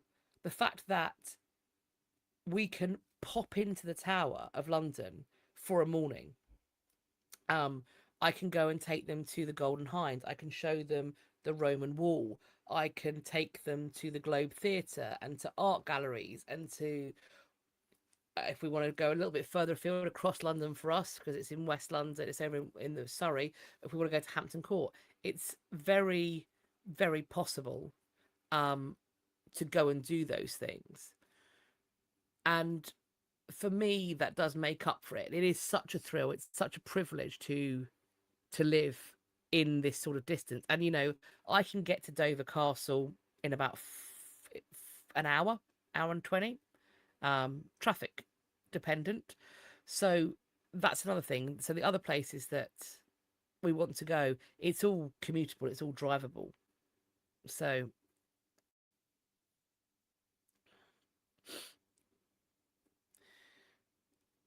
new research is suggesting they found out who was writing Elizabeth I's angriest letter. This letter dates to the 10th of February, 1586. Elizabeth is writing to Robert Dudley, Earl of Leicester. In it, she says, quote, "How contemptuously we conceive ourselves to have been used by you. We could never have imagined a man, extraordinarily favoured by us, would have in so contemptible a sort broken our commandment. She demands that Leicester obey her direction, warning him, fail you not, as you will answer the contrary at your uttermost peril." They point out that the rage jumps off the page. The only surviving copy of this letter is written in the hand of his secretary, Francis Miles. He is a servant to Elizabeth's principal secretary, Francis Walsingham. So the question that becomes, are Miles and Walsingham involved in writing this apparently personal communication of the Queen's? We have around 3,000 letters of Elizabeth surviving, the overwhelming majority of which were penned by scribe. These are the so-called scribal letters, and they have been, as this article points out, neglected by historians, with those written in Elizabeth's hand being something that are privileged by scholars today. However, if you look at all the letters, and as they have done, you're focusing on identifying the Queen's voice. But in doing this, you're ignoring the fact that they are products of collaboration between Elizabeth and her secretariat. You have to disentangle these collaborations, recovering the contributions of her secretaries, and this is the focus of this author's PhD research. And it was led by Nadine Ackerman, who is a professor of early modern literature at Leiden University. They're trying to figure out how they can find Elizabeth's voice and that of her secretaries. It might be assumed that the more personal elements of her letter, including the expression of emotion, are Elizabeth's herself. That's fairly logical. Daring to communicate or presume to know the Queen's feelings that her prior instruction would have been bold indeed. And early modern secretaries were expected to employ formal and impassive language to exert a tempering influence, moderating emotion to ensure the goodwill of the addressee. But as this scholar digs into the archival material, there's a more complicated reality. Her letters survive in a dizzying array of versions. There are drafts, sent letters, and copies. Through reassembly these different manuscripts, a painstaking handwriting analysis and close textual comparison, there's evidence has been found that the expressive emotion in Elizabeth's letters was in fact carefully crafted by her secretaries. A letter from Elizabeth to the Earl of Shrewsbury, written in May 1584. So the Earl of Shrewsbury is also the husband, potentially at this point the estranged husband, of that famous woman Beth of Hardwicke. He is, at this time, is the custodian of Mary Queen of Scots. In the letter, Elizabeth is criticising Mary and her son James VI of Scotland. Elizabeth writes that Mary, quote, "shall never live to see those days that the crown of England shall depend upon the crown of Scotland." She criticises James, claiming he was, quote, "evil counselled when at the first entry into his government the same was seasoned with blood." Through the draft of the letter, the scholar has discovered that it was substantially edited by Walsingham. His handwriting written revisions, remain on the manuscript. And his edits intensify rather than temper Elizabeth's criticisms of Mary and James. The vocabulary of the revisions bears significant overlap with that in Walsingham's own writing. It's Walsingham's voice, not Elizabeth, that's speaking in the letter, and it's perhaps his emotion that spills out. A letter to Rafe Sadler, one of Mary Stuart's custodians, that would have been intended for Mary's eyes. Again, Elizabeth is criticising Mary. She describes, quote, "the liking we had for a time of Mary's friendship," and raises the potential of a thorough reconciliation. The notion, though, the political expediency of crafting an angry Elizabeth in these letters is potentially Walsingham looking to politic, to show Mary that if she refuses to cooperate, this is going to get her nowhere. In constructing a more nostalgic letter, Elizabeth, in Letter to Sadler, he's convincing her that Mary could regain her favour. Perhaps he's looking to dissuade her from plotting against Elizabeth. It is extraordinary that Walsingham is crafting and potentially intensifying the emotion found in Elizabeth's letter. But it also, in doing so, provides a corrective for the reputation that Elizabeth has as someone who has these emotional outbursts. we have this notion of Elizabeth, who is on the one hand this arch pragmatist, equivocator extraordinaire, somebody who is looking to find the middle way in all things, but who also seemingly has these irascible bouts of barely controlled fits of temper, lashing people with her pen and potentially also with her hands. And of course, two things can be true, but I do think it's interesting that perhaps the more rage-filled missives we're seeing aren't Elizabeth's voice at all, but seemingly are those of her secretaries. Very interesting.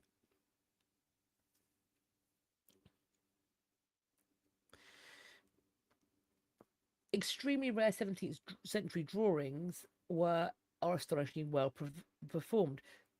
preserved. Sorry, this is Amsterdam's Rijksmuseum. They have found this drawing book. The artwork has been attributed to Rembrandt Ulenberg, a celebrated 17th century Dutch painter who has since become fairly obscure. This is a book from the 1600s containing a substantial group of drawings attributed to this artist.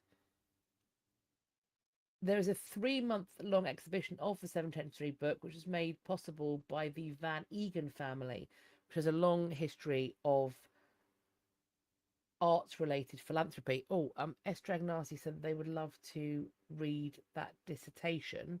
I'm just checking. I'm wondering, maybe it's...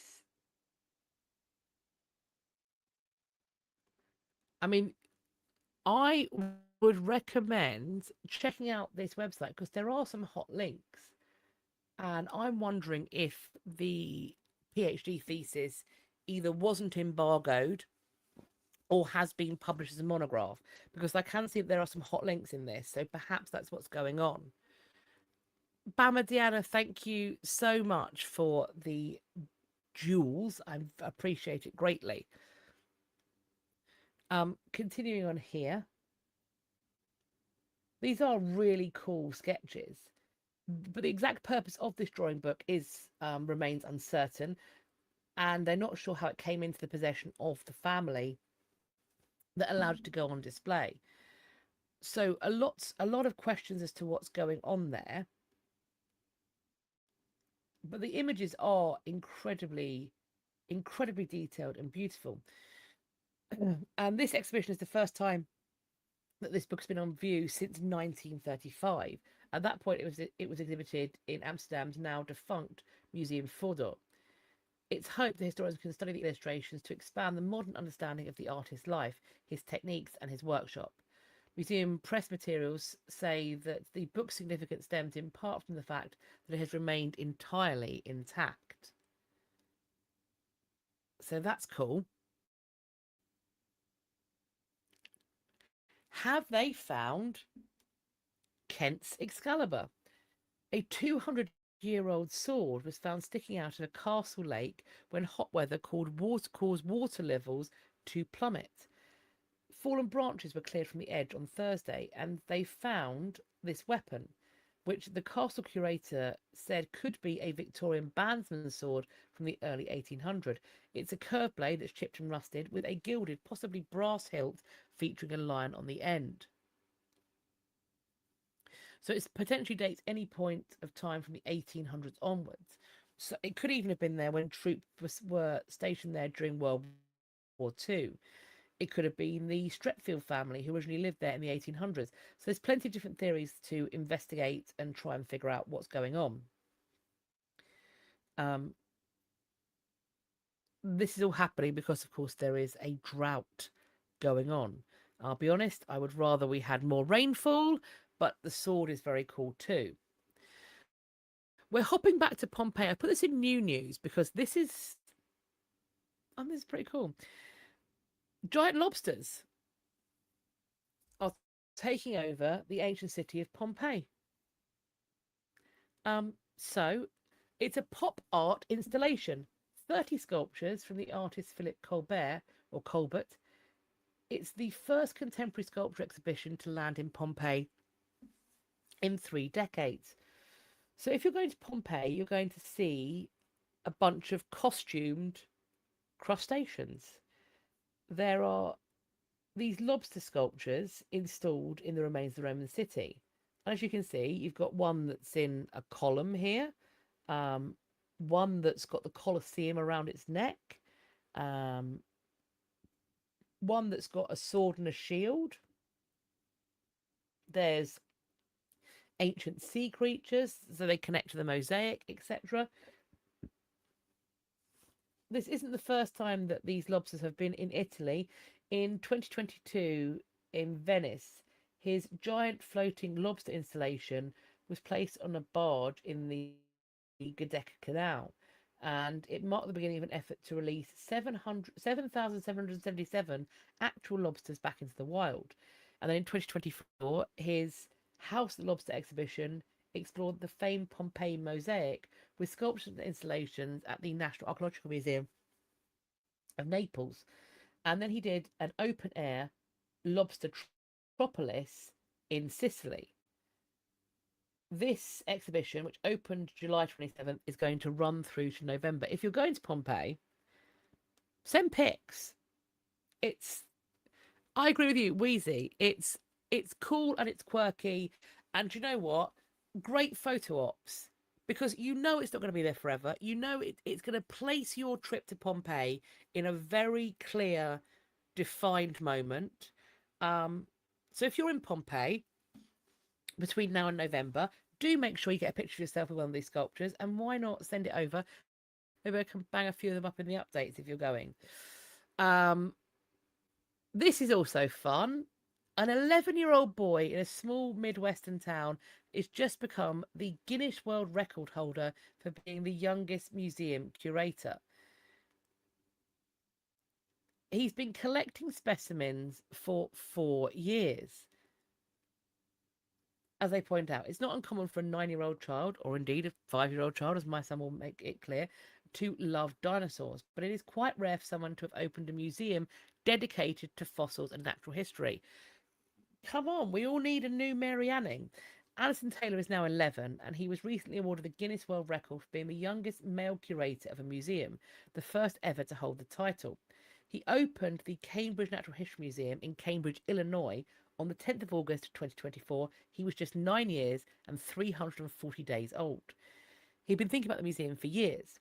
Quote, back when I was around 3 years old, I was watching a show on dinosaurs. I decided I wanted to go and find some fossils, so I went out onto my driveway. And there was a remarkable turn of events where he happened to find a fossil in his yard, and this jump-started his passion for paleontology. He spent time collecting more fossils, and then when he was 7, he began planning his museum as a place to store his collection and a space to teach others about the natural world. He got a grant from the city, bestowed after many presentations, which helped provide seed money for his project. Then a GoFundMe allowed Taylor and his family to purchase the building. The plan is to expand if they can. They've got a bunch of fossils, a bunch of minerals, Native American artifacts, taxidermy animals, and some newer stuff too. They've got 13 displays, and they're always getting more. He said it's crazy to learn some of the stories of the artifacts you get. His favourite fossil of the 1,000 or so items in the collection comes down to a tie between an opalized dinosaur bone and a mastodon femur. But a popular favourite among visitors is the Tully monster, or Tully monstrum, a state fossil of Illinois. The museum has 3 of them.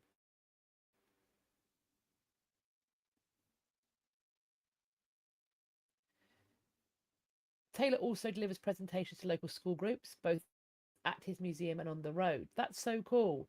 Quote, his passion is contagious. His public speaking is just amazing to me. As young as he is, and as knowledgeable as he is, he really loves to get up in front of people and share all the different things he's learned. It's like his museum has more than the borders of the walls. I love that he's brought this to our small community, a Cambridge local said, who works with Taylor's father. It gives people something to look forward to when it's open. It's something they can bring their kids to and maybe learn a thing or two. So the schedule often changes because of his school and also other responsibilities. So check the Facebook page to make sure it's open, so that you can go and visit it yourself.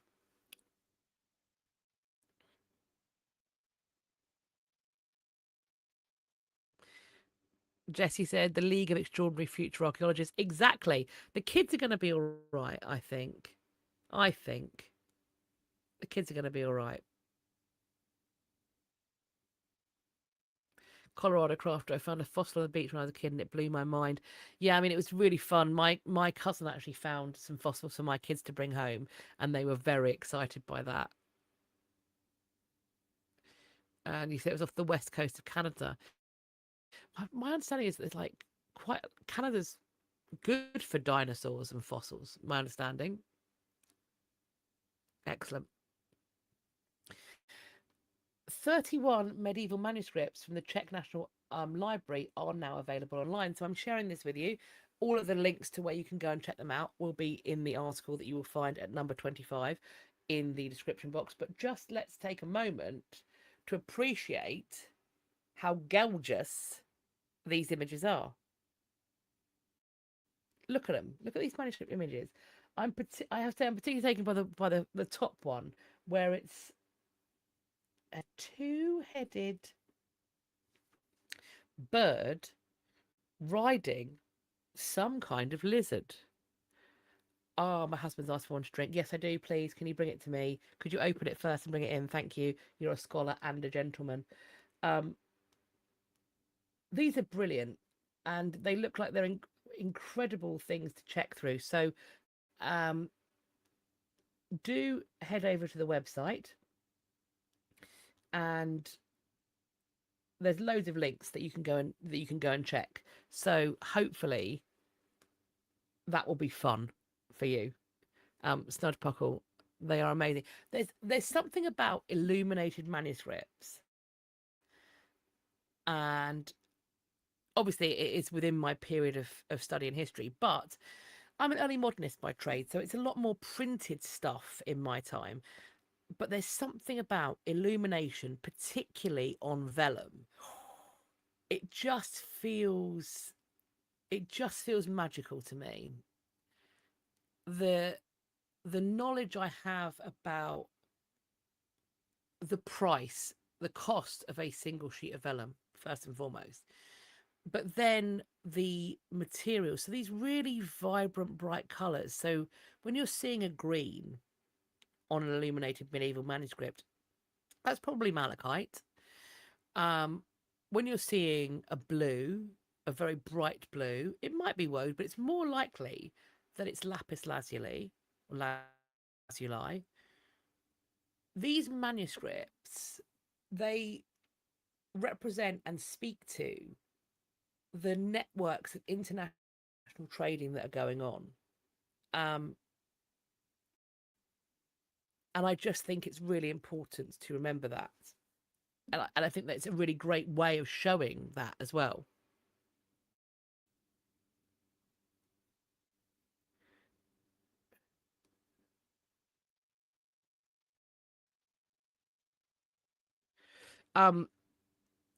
Sven asked, how old are the manuscripts and do they come from the Kingdom of Bohemia? So these are 31 medieval manuscripts. They offer a look at medieval medicine, religion, law, and science. And among them is a medical manuscript containing previously unknown copy of advice written for the Holy Roman Emperor Sigismund. So most of them date from the 15th century, but the oldest goes back to the second half of the 12th century. So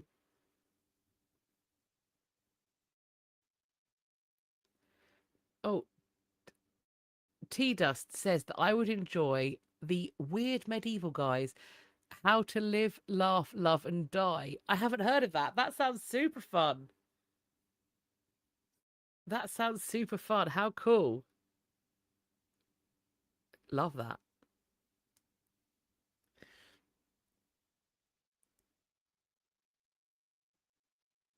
So we have got a stolen Picasso recovered 8 years later in a vacant apartment. This was stolen from a Milwaukee gallery in 2018, and it's been found in a decrepit apartment still in Milwaukee. This is a print of Torero from 1949, and it was discovered during a landlord's walkthrough of an apartment that was recently vacated following an eviction.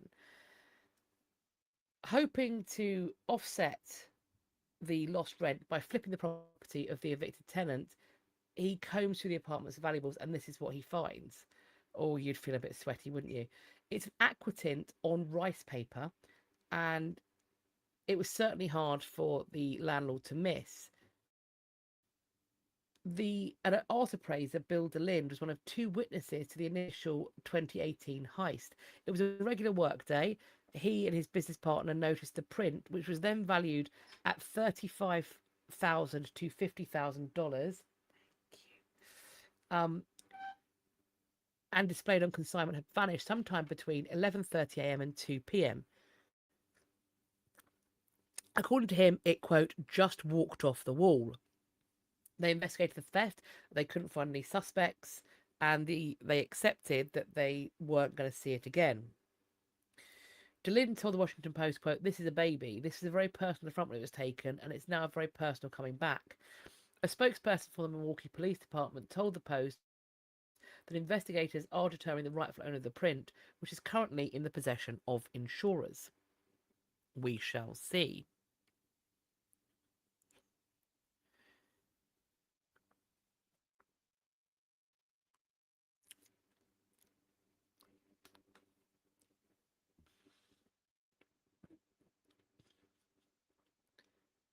A, quote, scallywag schoolboy swiped an abbot's kneecap 70 years ago. This is just proof of how differently we do heritage sites. In the space of 70 years, it was once possible to just clearly grab an abbot's kneecap. His widow has now returned it to Glastonbury Abbey. In 1956, an 11-year-old George Box was on a school trip to Somerset to Glastonbury Abbey. It was in the middle of a large archaeological dig, exhuming the remains of several abbots buried during the 13th century. He was bored, curious, or perhaps mischievous, and he snuck from sight long enough to nab a kneecap from the dig, along with a shard of medieval tile. These things were easy to pick up and push in a pair of schoolboy shorts. I mean, yeah, but surely if you've got human remains, they're not just accessible to the... It was the 50s, and he nearly got away with it too. Abbey staff didn't know the kneecap had been taken until last year, when, at his death, his widow reached out to confess her late husband's transgression. In the years before his death, Box and his wife had agreed that the kneecap should one day be returned to the Abbey. On a summer trip to scatter his ashes in his nearby hometown, she returned the runaway kneecap, to its original resting place. He didn't want it to happen until he'd passed away. I think he was maybe embarrassed. Both things are easy to pick up and put in a pair of schoolboy shorts, if you like. If you like. He's described as a bit of a scallywag, okay. And in preparation for the artifact's return, he made a box for a long journey, reminiscent of the medieval reliquaries that the saints' bones and other items were kept in. The Glastonbury Abbey staff went to work to try and identify the kneecap's owner, and based on what was being excavated at the time, they think it's either Abbot Amesby, Abbot Petherton, or Abbot John of Taunton. All three have since been reburied, and it's hard to determine whether the photos of the remains taken during the excavation were captured before or after the 11-year-old took his souvenir.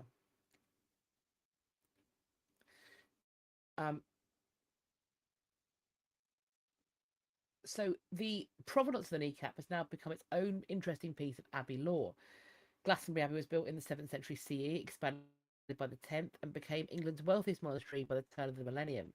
The Abbey is perhaps famous for the purported discovery of King Arthur and Queen Guinevere's remains in 1191. Edward was in attendance at Glastonbury Abbey for the monarch's grand reburial in 1278. But historians have since argued that the discovery of Arthur and Guinevere's remains was fabricated by the abbots in an attempt to draw pilgrims. Skeptics have long decried the stories as inventions by medieval monks to fill the abbey's coffers, especially after a massive fire destroyed the monastery in 1184. Forged or not, news of the finding led to a period of wealth for the abbey.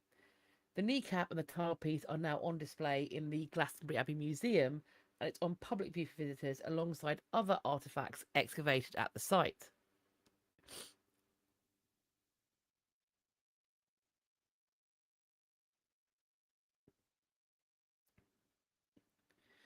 Let's see what we got here. Shipwreck divers have found a 162-year-old bottle of Guinness brewed during the reign of Queen Victoria, and they want to take a swig. Well, of course they do, because what do you do apart from lick the history? If you dive the Mindoro, I will never do that. I genuinely, there are some things that utterly disturb me, and I'm going to be so for real with you. You will never, ever catch me doing the following things. I'm never going skydiving, absolutely not. Bungee jumping, no thank you. I don't want to go in a submarine, no desire. Don't take me under the water in a tin can that I can't escape. I don't want to go scuba diving, particularly not on a shipwreck. Something about, I think they call it submechanophobia. But the thought of something man-made beneath the water, swimming around it, makes me feel unwell. And the other thing that I will never, ever do is I will never go, what I think the Americans call it spelunking. We call it potholing. I would rather poop in my hands and clap than go down a pothole. Are you all right? I'm not going to go cave diving or whatever it is. Nutty putty, no thanks. Absolutely not. So maybe though, if there was, I would have to have a drink if I did it, because I don't drink. So maybe that'd be the only way you'd get me down there. This has been there in the 19th, since the 19th century, and they found this sealed bottle, Guinness Extra Stout, London, and this sailing boat sank on the 27th of November 1864. So this particular bottle of Guinness is roughly 162 years old. They recognised they weren't just holding an old artefact, they were holding a flawlessly sealed time capsule of liquid history. So they're going to try and figure out like what particular yeasts are used. They were packed upside down, which under deep sea pressure created a perfect natural hydraulic block, which kept the seawater out. Samples from the bottle have gone to Belgium, so microbiologists are analysing them in his lab. If Guinness gives them the green light, then they might be able to try it. To taste the flavour profile that's been trapped in a vacuum since the Victorian era would be an unforgettable, once-in-a-lifetime experience. They hope that they might be able to sequence the DNA from the beer's yeast and then recreate it. They're calling the initiative Project Jurassic Beer. That's funny. That's funny.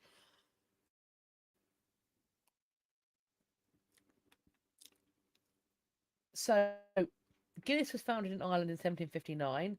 This particular shipment was likely exported to London. When the vessel collided with the ship, it sank. Nobody had spotted the Guinness until the most recent dive, and perhaps it had been covered by sand until recently. Bama Diana asked, have I seen the Mary Rose? I heard lifted up from the sea floor. I've done more than see the Mary Rose. I have gotten interviews. If there's a video on this channel, I'm very excited about this. I've got a few videos on the channel connected to the Mary Rose. So most recently I went to a 2-day event that was curated by the phenomenal Dr. Estelle Perron on 6 queens, 1 king and his ship, and I vlogged about that.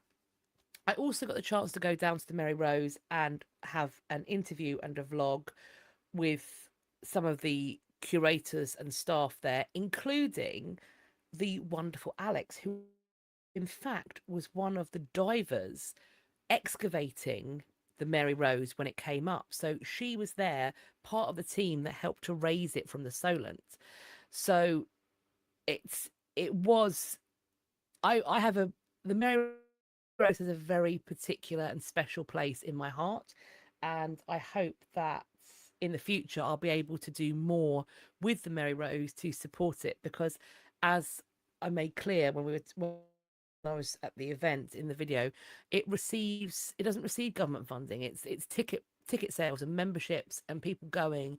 That is what keeps this incredible item, this, not just the ship, but all of the artifacts found, this time capsule of Tudor life. Well, the only thing that's keeping it in the condition it's in, with the constant, because it's so hard to maintain something. Because now they finished the spraying, so now it is about kind of the maintenance of it. Um, so I think it's really important that we fund it, because there's nothing like it in this country. It was spectacular. Um, and yes, I mean, I also want to go and see the Vasa. I really enjoy ships. Um, Not so necessarily so much sailing on them. I like being on ships that are in dock, is what I like. I enjoy a boat. I think I could probably do a canal barge, but it's when it's open water. I also dislike open water. If we were like around a coast, that'd be fine. But I like historical ships. I find them really fascinating. Really fascinating.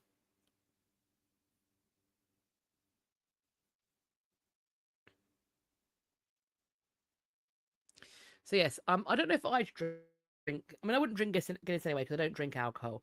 But I don't know if I'd want to crack open the bottle and drink it myself. I mean, maybe if I still drank and somebody could remake it, clone it, I might taste it then. But I'm not massively keen on doing a big drink of something that's been under the water for the better part of a century of and a half, effectively. Now, I've just spotted that I have blanked out the human remains in one of the images on the next slide, but I've missed the other blanking out. So I'm going to talk about what it is, and I'm not going to show it because I've messed up, to be honest. This is Spain is removing the 11th century kings from a monastery because wildfires are raging.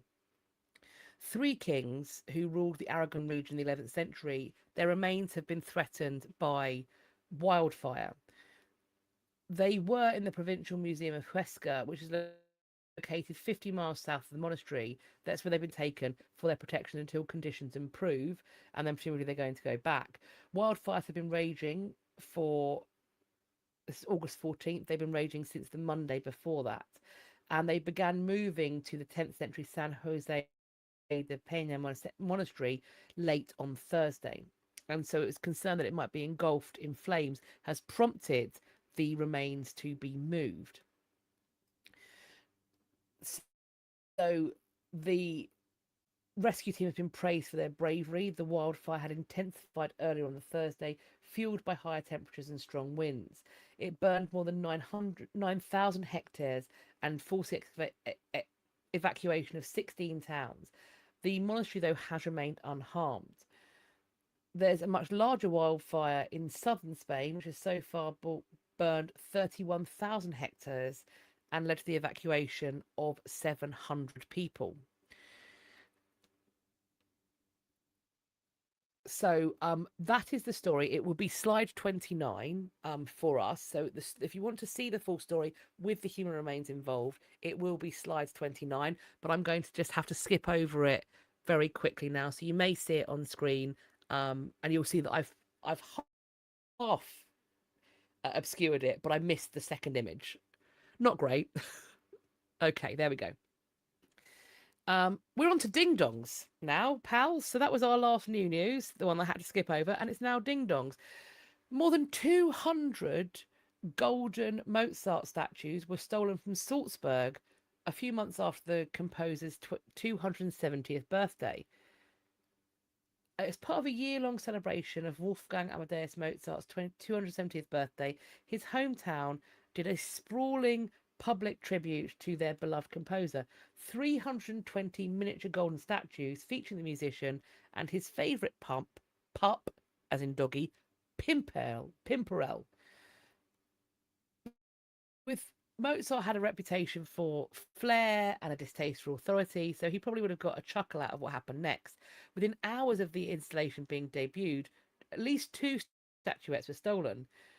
Around 80 were nicked over the next several weeks, and by the Wednesday morning, officials announced that 210 out of the 320 statues were missing. Did they not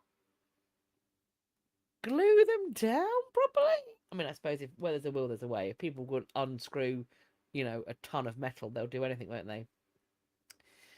Most of the statues, which stand less than 20 inches tall, were made of weather-resistant polymers, and they were placed in Mirabelle Gardens, where the musician enjoyed taking his dogs for walks. The the artist said the worst thing for an artist is when his work dissolves. This is organised theft. I find it a bit cheeky. He wants to speculate that thieves likely carried out the heist under cover of night, after all the buildings had closed. The artist has first-hand experience with such crimes. In 2023, he installed 100 miniature Richard Wagner statues placed in front of Germany's Bayreuth Festival Theatre. Disappeared under mysterious circumstances as well. Each of these Mozart statuettes is worth roughly $100, which puts the value of the loss at around $23,000. The artist had planned to sell the figures after the exhibition, of which the outdoor portion is now closed. Roughly 110 statuettes remain on view, 100 more sitting in reserve. He says that's just the nature of public space. When you work as an artist in public space, you mustn't complain about what's happening there. It ranges from destruction to theft. That is how it is. So, ding dong. Our next ding dong is an actual ding dong.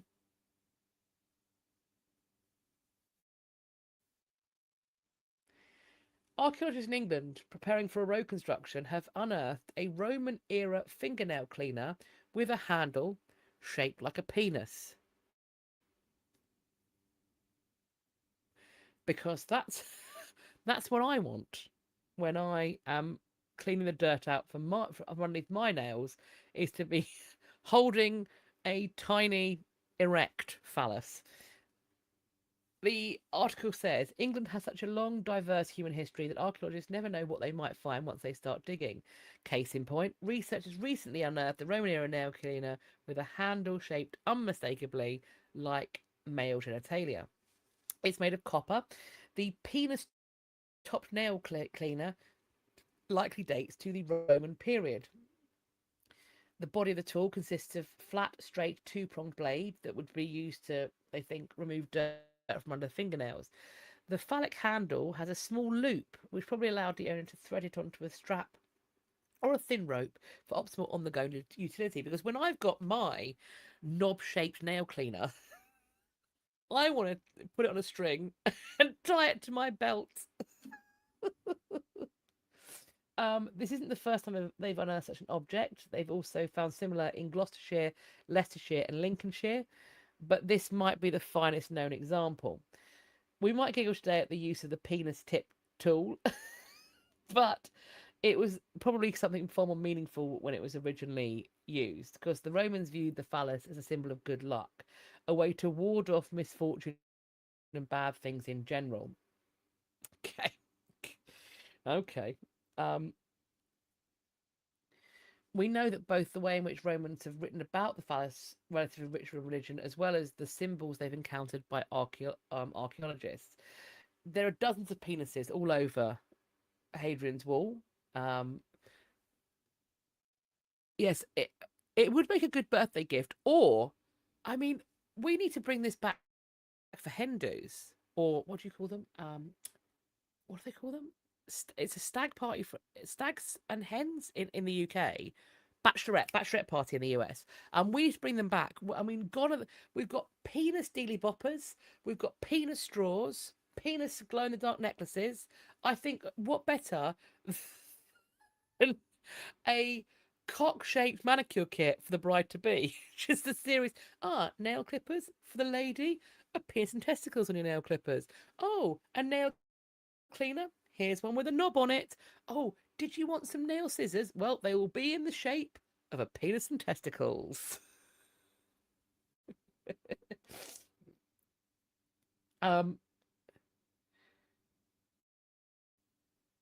This was found near Cheltenham and is part of the quote amazing assemblage of artifacts researchers have unearthed so far.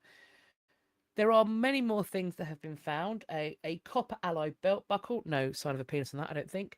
This is a D-shaped buckle attached to an intricately decorated rectangular plate. There's also historic coins, including a silver piece featuring a horse. They found bronze coins too, and medieval pennies, and a sixpence issued by George VI in 1963. There were modern finds as well, buttons from the Royal Navy during the 18th century, and livery buttons from the 19th century. So there we go. We've got a whole list of accessories here. Something tweezers with a willy on them, ear cleaners. Which end do you hold the willy and dig out your ear? Of course, remember, as all doctors will tell you, nothing smaller than your elbows go in your ear.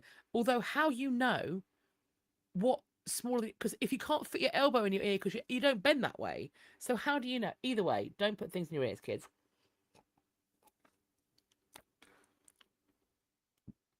There we are. Ella thinks we need an Etsy shop. An Etsy shop. My husband suggested that it might be dual purpose, a nail scraper and a dildo. I mean, that would have to, with all due respect, my darling, how big is the filth under your nails that it wouldn't look ridiculous to have a dildo attached to it? uh, your daughter's getting married in October.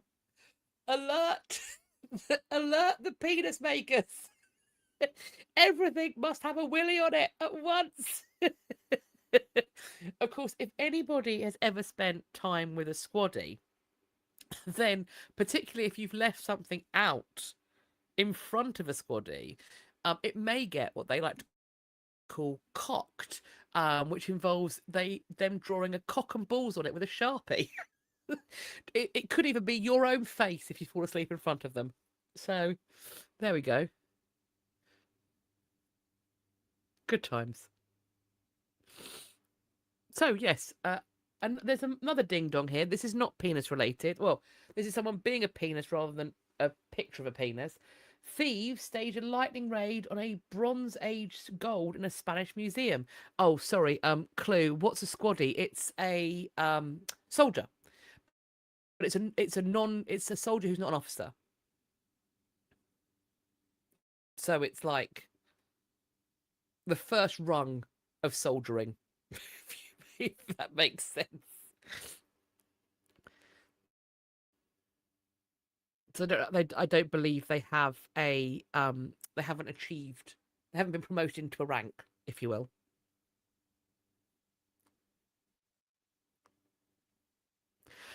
It might come from Squadron. I'm not sure.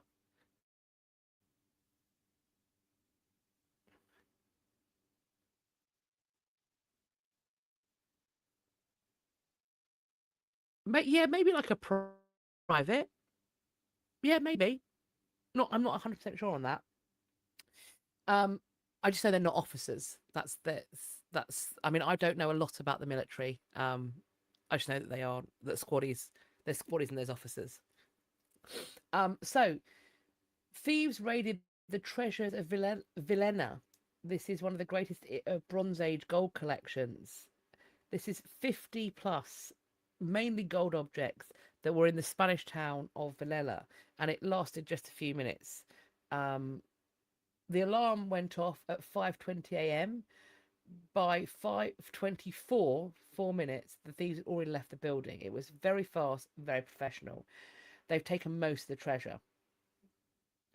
29 bracelets, 11 bowls, 3 bottles, and other miscellaneous pieces that were kept in a small museum in the Alicante province town. There are also, as well as the gold, pieces of silver, iron, amber, all dating to about 1000 BC. It was discovered in 1963 by the archaeologist Jose Maria Soler in a vessel trunk in a dried out riverbed. The treasure's historical value is incalculable, but the gold alone is worth around 1.7 million euros.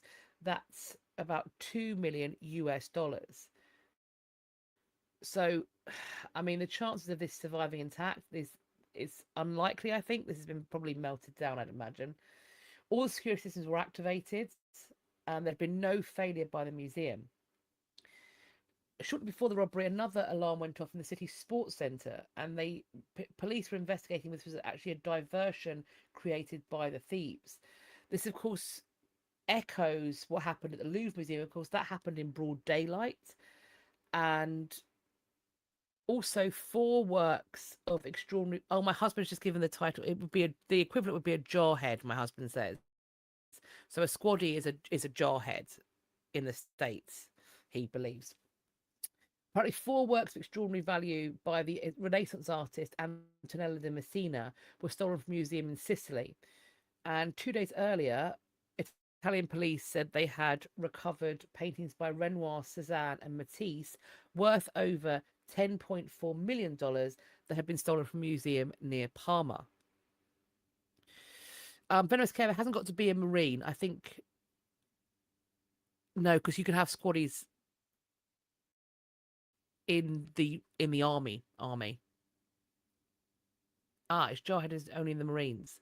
I think rank wise, if you will.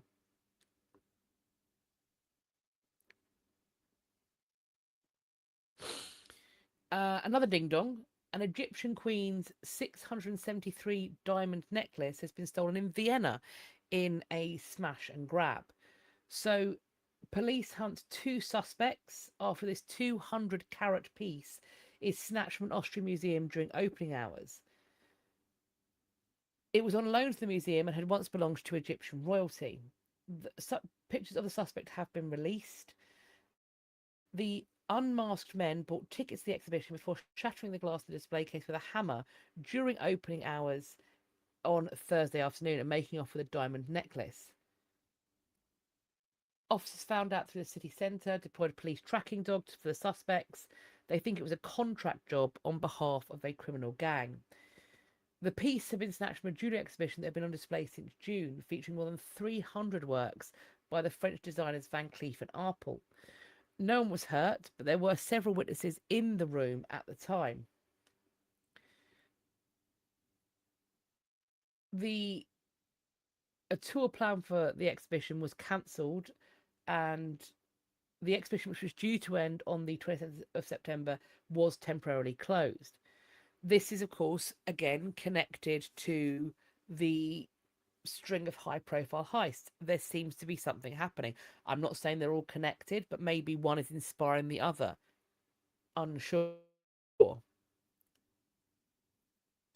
So there we are. These are the ding-dongs. Jessie, I bet that necklace is already broken down. Well, I mean, looking at it, it is incredibly identifiable.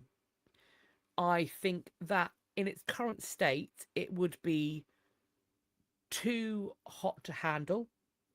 So yeah, I think broken down is the most likely thing. So my husband's given an explanation because he's spent a lot of time working with ex-military people. Most of our fighting forces are in the army, whereas in the US, the Marine Corps has this honour. So squaddy and jarhead are not like for like, unless it involves weeing in a kettle at a house party. Apparently he was involved in quite a lot of chat about this. So I know who I won't be inviting over to my house anytime soon. Yeah, I think you're completely right that it's been broken down. I would be very surprised. Unless it was stolen for hire. Who knows? It could be stolen to order. But it's unwearable unless you're only going to places where other criminals are. Because anybody seeing that, it's so anybody seeing that, if you're out and about wearing it and someone takes a photo of you, it's just too hot to handle, I think. So we're going to move on to events and exhibitions. Now, if I have been able to find the accessibility information for the museum, you will notice that has been placed beneath the link to what we're talking about here. If you go to the Metropolitan Museum of Art, you can see one of the oldest surviving copies of the Odyssey. So if anybody, of course, the Odyssey is big news right now because of the film. I haven't seen it yet. It does look cool, though. So if you do get a chance to see it, at the Met. Let us know what you think. That's on display in New York. If you're getting a chance to head to the Natural History Museum, opening on the 16th of next month, a new free temporary exhibition is happening. Nature and Us Gallery. So this is going to be opening for the first time in more than 80 years. It was once a working herbarium filled with plant specimens from around the world, but now it's been reimagined to show an eclectic mix of objects, models, and tools that we use to collect and share our knowledge about nature. So, on display are an intriguing selection of modern and ancient specimens, both human made and natural. So, you've got things like a miniature model of the Crystal Palace dinosaurs, a skeleton of a monk seal called Jenny, known as the talking fish, a Bryosian encrusted Star Wars toy, a hand axe that transformed our understanding of when humans first existed on Earth. So that's pretty cool, hey?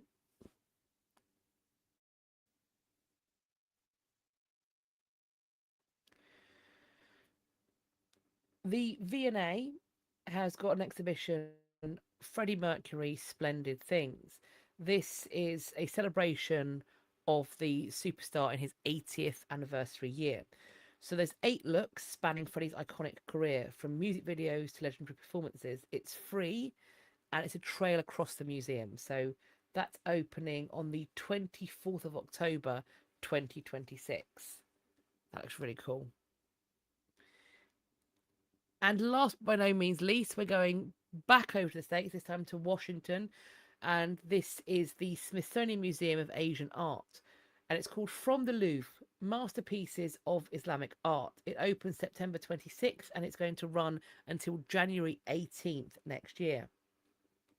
For the first time ever, an exceptional selection of these artworks, the Islamic artworks, are crossing the Atlantic to the United States.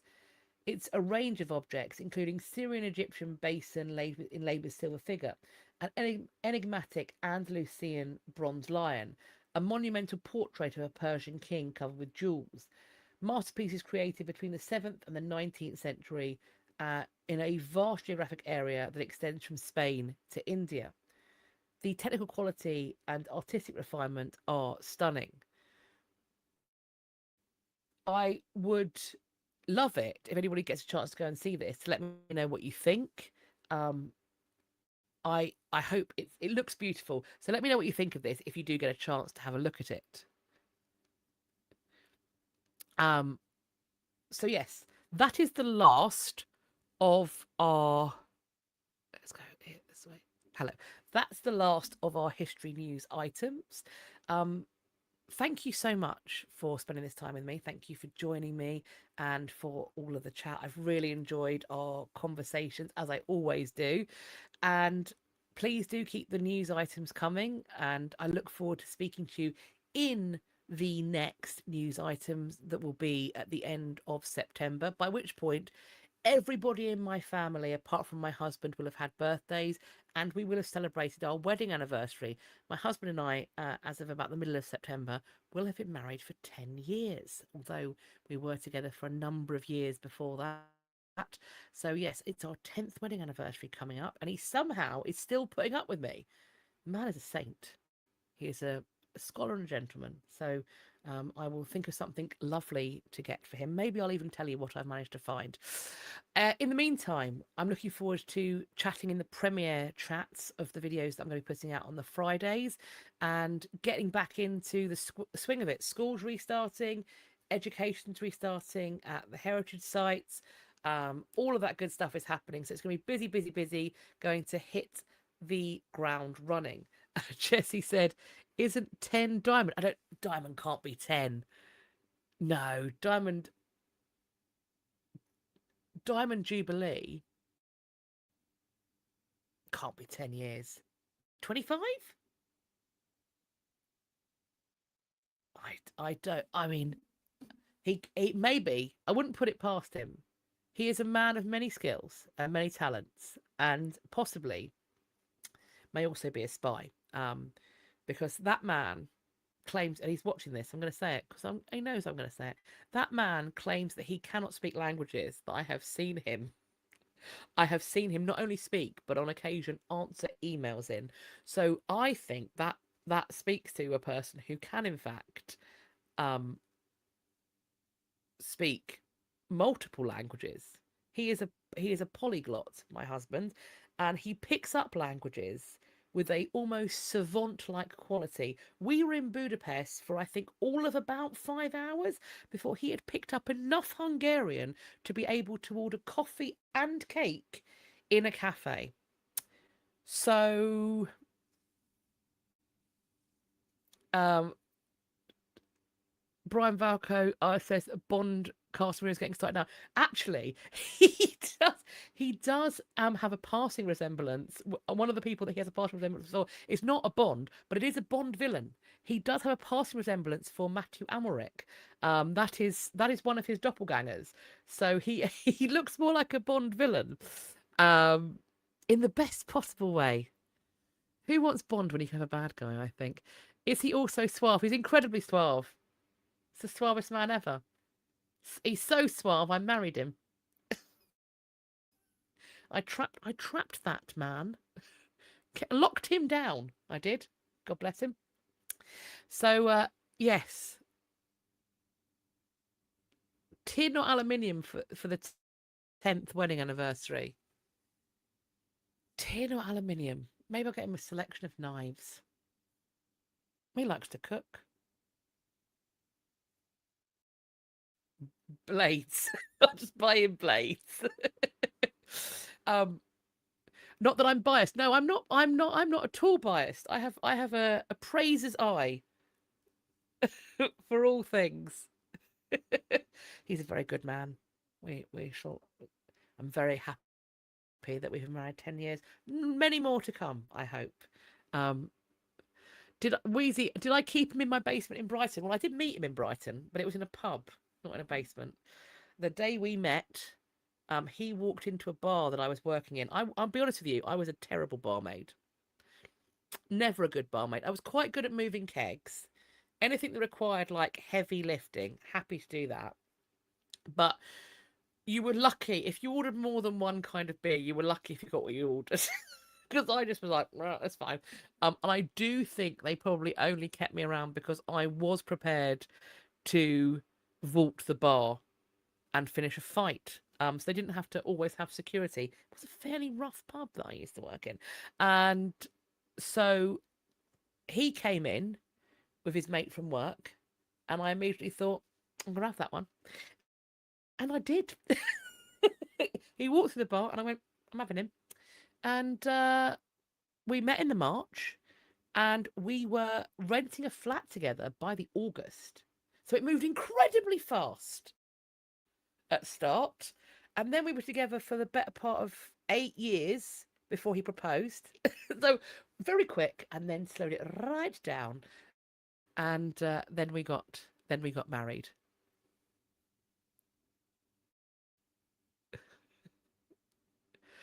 Sven, did I drink him under the table? It wasn't long after I met him that I stopped drinking because I was very aware that he would probably leave me if I kept starting fights in pubs with strange men. Because it's one thing to do that when you're when you're single. When you have got your boyfriend, he feels he has to finish what you start. And my goodness, I did used to start a lot. I was a problem, so I had to stop drinking for my safety, but also for his quite a lot. I was a problem.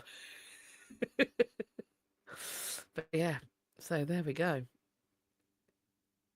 Thank you for all the happy anniversary wishes. And yes, it's both of my children's birthdays and my birthday. So my husband lives with 3 September Virgos.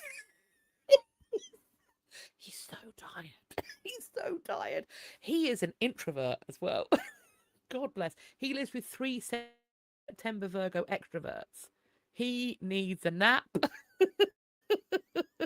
Am I Timmy? Yes, that's where my son gets it from. That's where my children get it from. I was also at school. I would definitely. My mum got called up to school so many times because I would share information that I'd learned. in England, when I was a kid, there was Section 28 in force, which meant that you weren't allowed to, I think the wording was promote a homosexual lifestyle. Well, of course, I was growing up with a mother who wasn't a bigot. So she had lots of gay friends, and I hung out at their house, and she worked with people who were gay, and I therefore knew them, etc., etc. So I inquired, because I'd asked how babies were made a few years earlier. So bearing in mind at this point I am 4. I knew how babies were made already, because I'd asked my mum and she told me in biological intensity. And so then I asked how her gay friends would have a baby, because I understood about, how a man and a woman made one. And so she explained that they didn't have a baby, but she did explain how they expressed their physical love. And I thought this was fascinating. So I took it back into school with me. I'm 4. And in the sewing circle, because that's the kind of school I went to, everyone's doing their cross stitch. I told the other 4 and 5-year-olds how homosexual men express their physical love. And that did end up with my mother being called up to school, to which her response was, well, was she wrong? And no, I was not. I was not. I was correct. So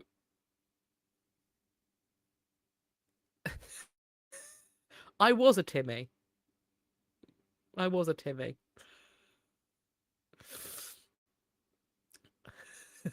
But yes, clear, absolutely. I mean, my grandmother, she was raised by her mother, and my grandmother used to, during the war, just after during the war, she used to go dancing with a friend of hers, and she knew that he preferred the company of men, and she used to go to dances with him and act as the person he was courting to keep him safe. So back in the 40s, my grandmother was in her late teens, and she was acting as a beard to keep one of her friends safe. Because why wouldn't you? Yeah. My mum was like yeah, look, I mean, my granddad was giving me information about history that was not age appropriate. And my mother was also doing the same thing. So, like, if I asked a question, I would be given all of the information as a response. There was never, nobody ever mediated it to make it age appropriate in any way. And nobody also told me not to tell other people. So, for example, the big man who does Christmas, hopefully there's no children watching right now, but the big man who's in charge of Christmas, I did tell, around about the same time, I did tell everybody that he wasn't real either. So it's there. I was not. I probably should have been told these things, but then told not to share them in quite the same way as I did, which was, if I knew a thing, by Christ, everyone was going to hear about it. There would be no escape. So yeah, that was what I was. I was Timmy, and now my kid's Timmy. So I don't tell him things in the same rigorous detail, because I know what I was like. But my mother was also like it. When her parents used to take her places, they used to sit her down and go, don't tell them where we keep our money, which was at that time under a board in the wardrobe. Don't tell them where we keep our money, and don't tell them the age difference between your mother and your father. So I come from a generation of certified yappers who don't know boundaries. Don't know boundaries, no clue at all. So good times all around.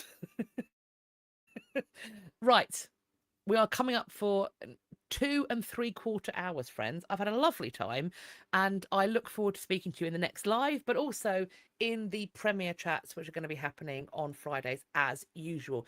In the meantime, have a wonderful rest of your Monday / rest of your week, whatever you're doing. Please do interact with this video in the various ways, like, subscribe, hit the bell icon, hype it if you can with lives, I'm not sure, share it, all of those things. The more you tell YouTube that you like my content, the more of my content they might show you. Also, the more people that might come on down, and we can keep having these incredible chats, because what a brilliant, fun community we have. Sensitive, humorous, like all it, for me, 10 out of 10, pals. We're hitting all the right notes because we're funny where we need to be. We're irreverent and light-hearted where we need to be. We don't take ourselves too seriously, but also the compassion and empathy that is evident in this chat every single month, and also in the premieres. I mean, we don't go for as long, but the compassion and empathy that is so evident, I think, is just amazing, and I feel very, very fortunate. So, Lee France, thank you so much for the jewels as well. It's very, very kind of you. So, with that being said, have a wonderful rest of your week. Do take care of yourself, and I look forward to speaking to you all next time. But for now, I'm going to take my leave of this live and of you all. Bye bye for now.